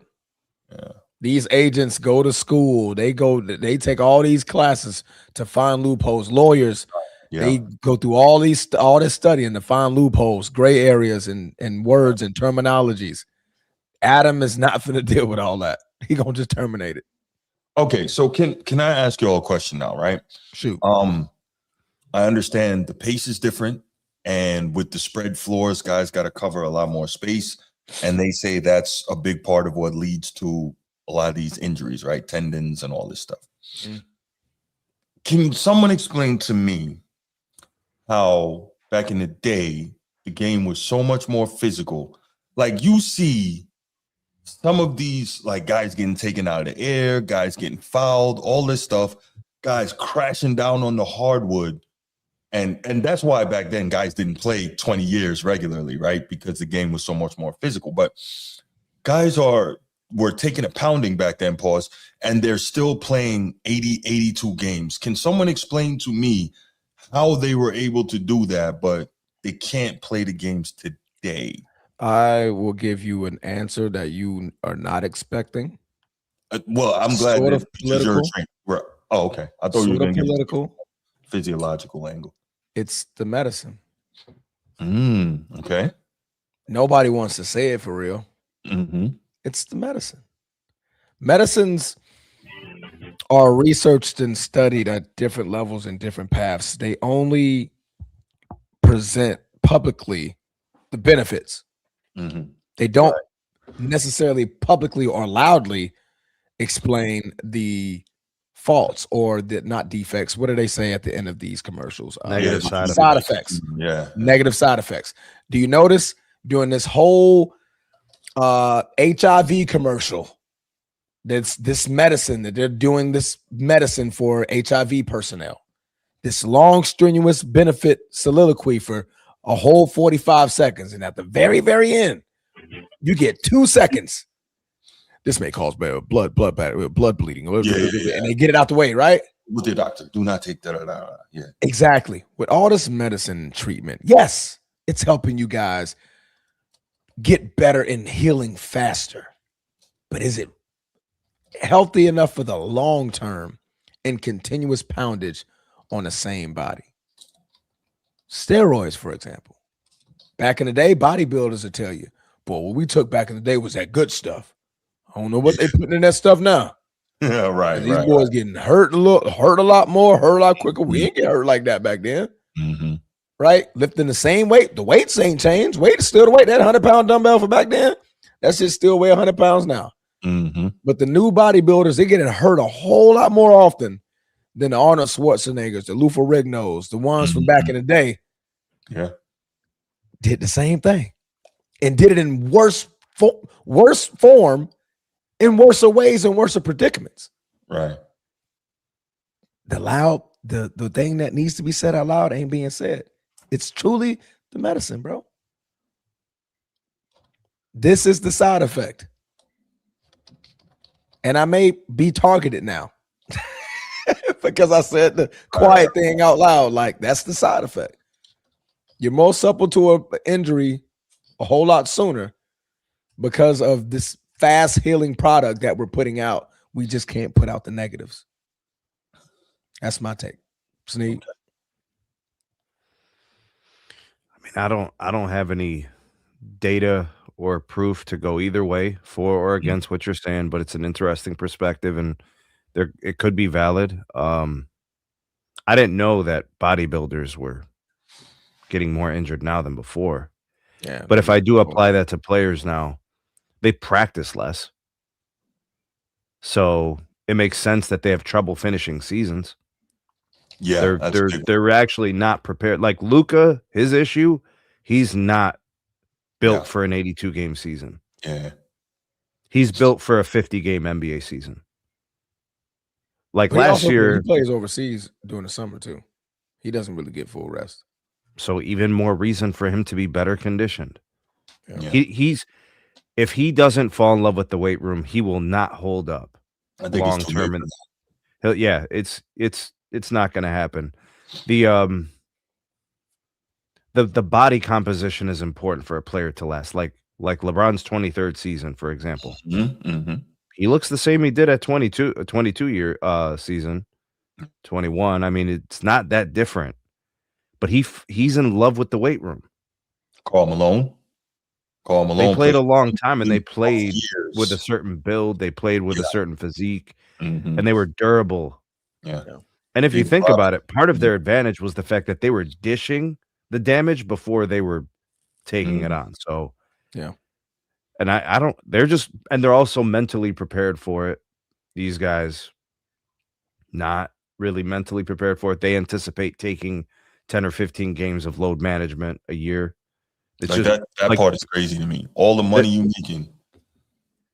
Yeah, they just build it in there. They're just like, yo, I'm gonna be doing this and I'm gonna do that. And I don't transform. I don't know precisely exactly everything, but I do know that these guys are very quick to shut it down. Mm-hmm. Nobody's really fighting to keep playing 82. Nobody's really there's no resistance, right? They're just like, which is like kind of like a mentality thing. Yeah. And then there's the physical part of it too. So and it's a couple of things. And you know what else I'll throw in there, Transformer? These guys are distracted. Oh, there's a whole lot. They have projects. They become businesses themselves. So they're Michael doing Parsons. other things. Yeah. Mm-hmm. Prime example. You know what though? 2 years in the league, podcast booming. Yeah. Horizon Vibes just made a great point when he says players back then played multiple sports, activating different muscle groups equals more conditioning and transforming. You can speak to this. Yeah. But they talk about how guys, in the age of specialization in your desired sport, you're playing all year round from the time let's say you're a basketball player, you make it to the league. Most of these guys start 6, 7, 8, and you're playing all year round. You're playing for your school, you're playing AAU, this, that, and the third, whatever pickup you play, and then maybe not even pickup anymore, but specialized skills trainers and all that.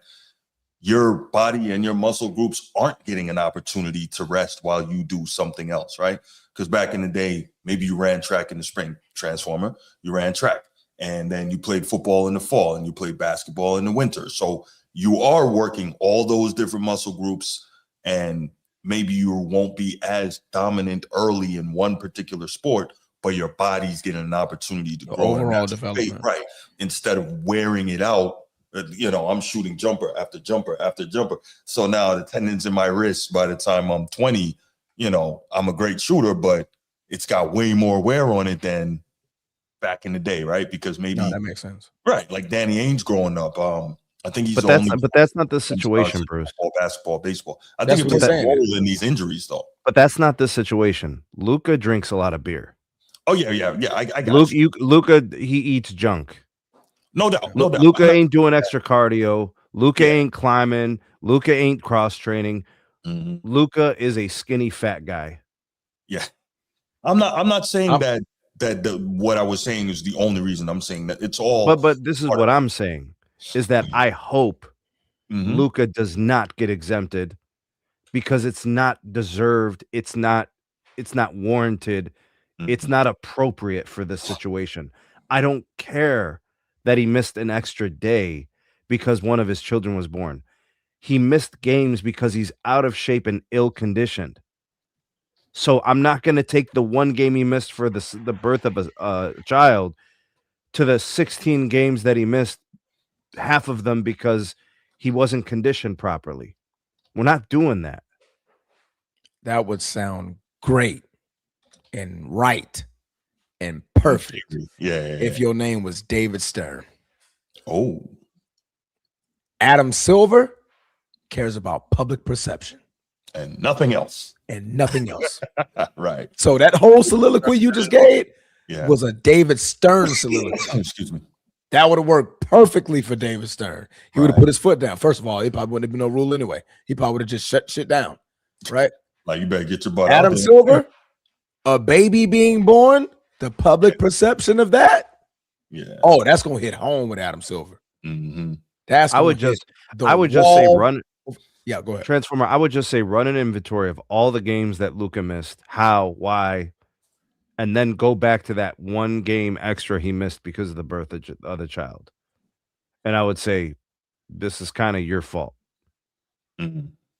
You know, Yeah. or your team or whatever. So take it up with them. Shut the hell up. Right. But I'm going to combine a couple of things, Sneed, Bruce, that you guys touched on. Pause. But we can get ready to wrap this thing up. The combination of the distractions off the court, outside of the sport, the business, the building the brand. As soon as you everybody has a freaking sneaker. You don't even gotta be a freaking all-star first. You getting a freaking sneaker. You already got a podcast. Freaking, what was the kid I think played in Miami? I think he got cut or something like that. And he had a famous TikTok out of nowhere. And he wasn't even starting yet. Oh wow. Famous TikTok blew up. Then that became his passion or something like that. I forget his name. I think he played for Miami or something.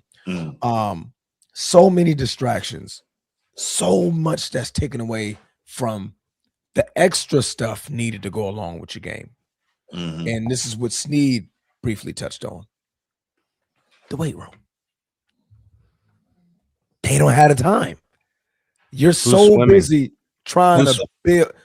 You're so busy trying to build the brand outside of practice, the court, the off-season tournaments, the just pure basketball. Yeah, that's fine. Yeah, you're working on your game. That's fine. But none of these players, and you can look at them. Look at today's players. Yes, they're more athletic, like they're jumping higher and stuff, like whatever that case may be. But look at the body types compared to back then. More muscular, defined, strong, built, solid.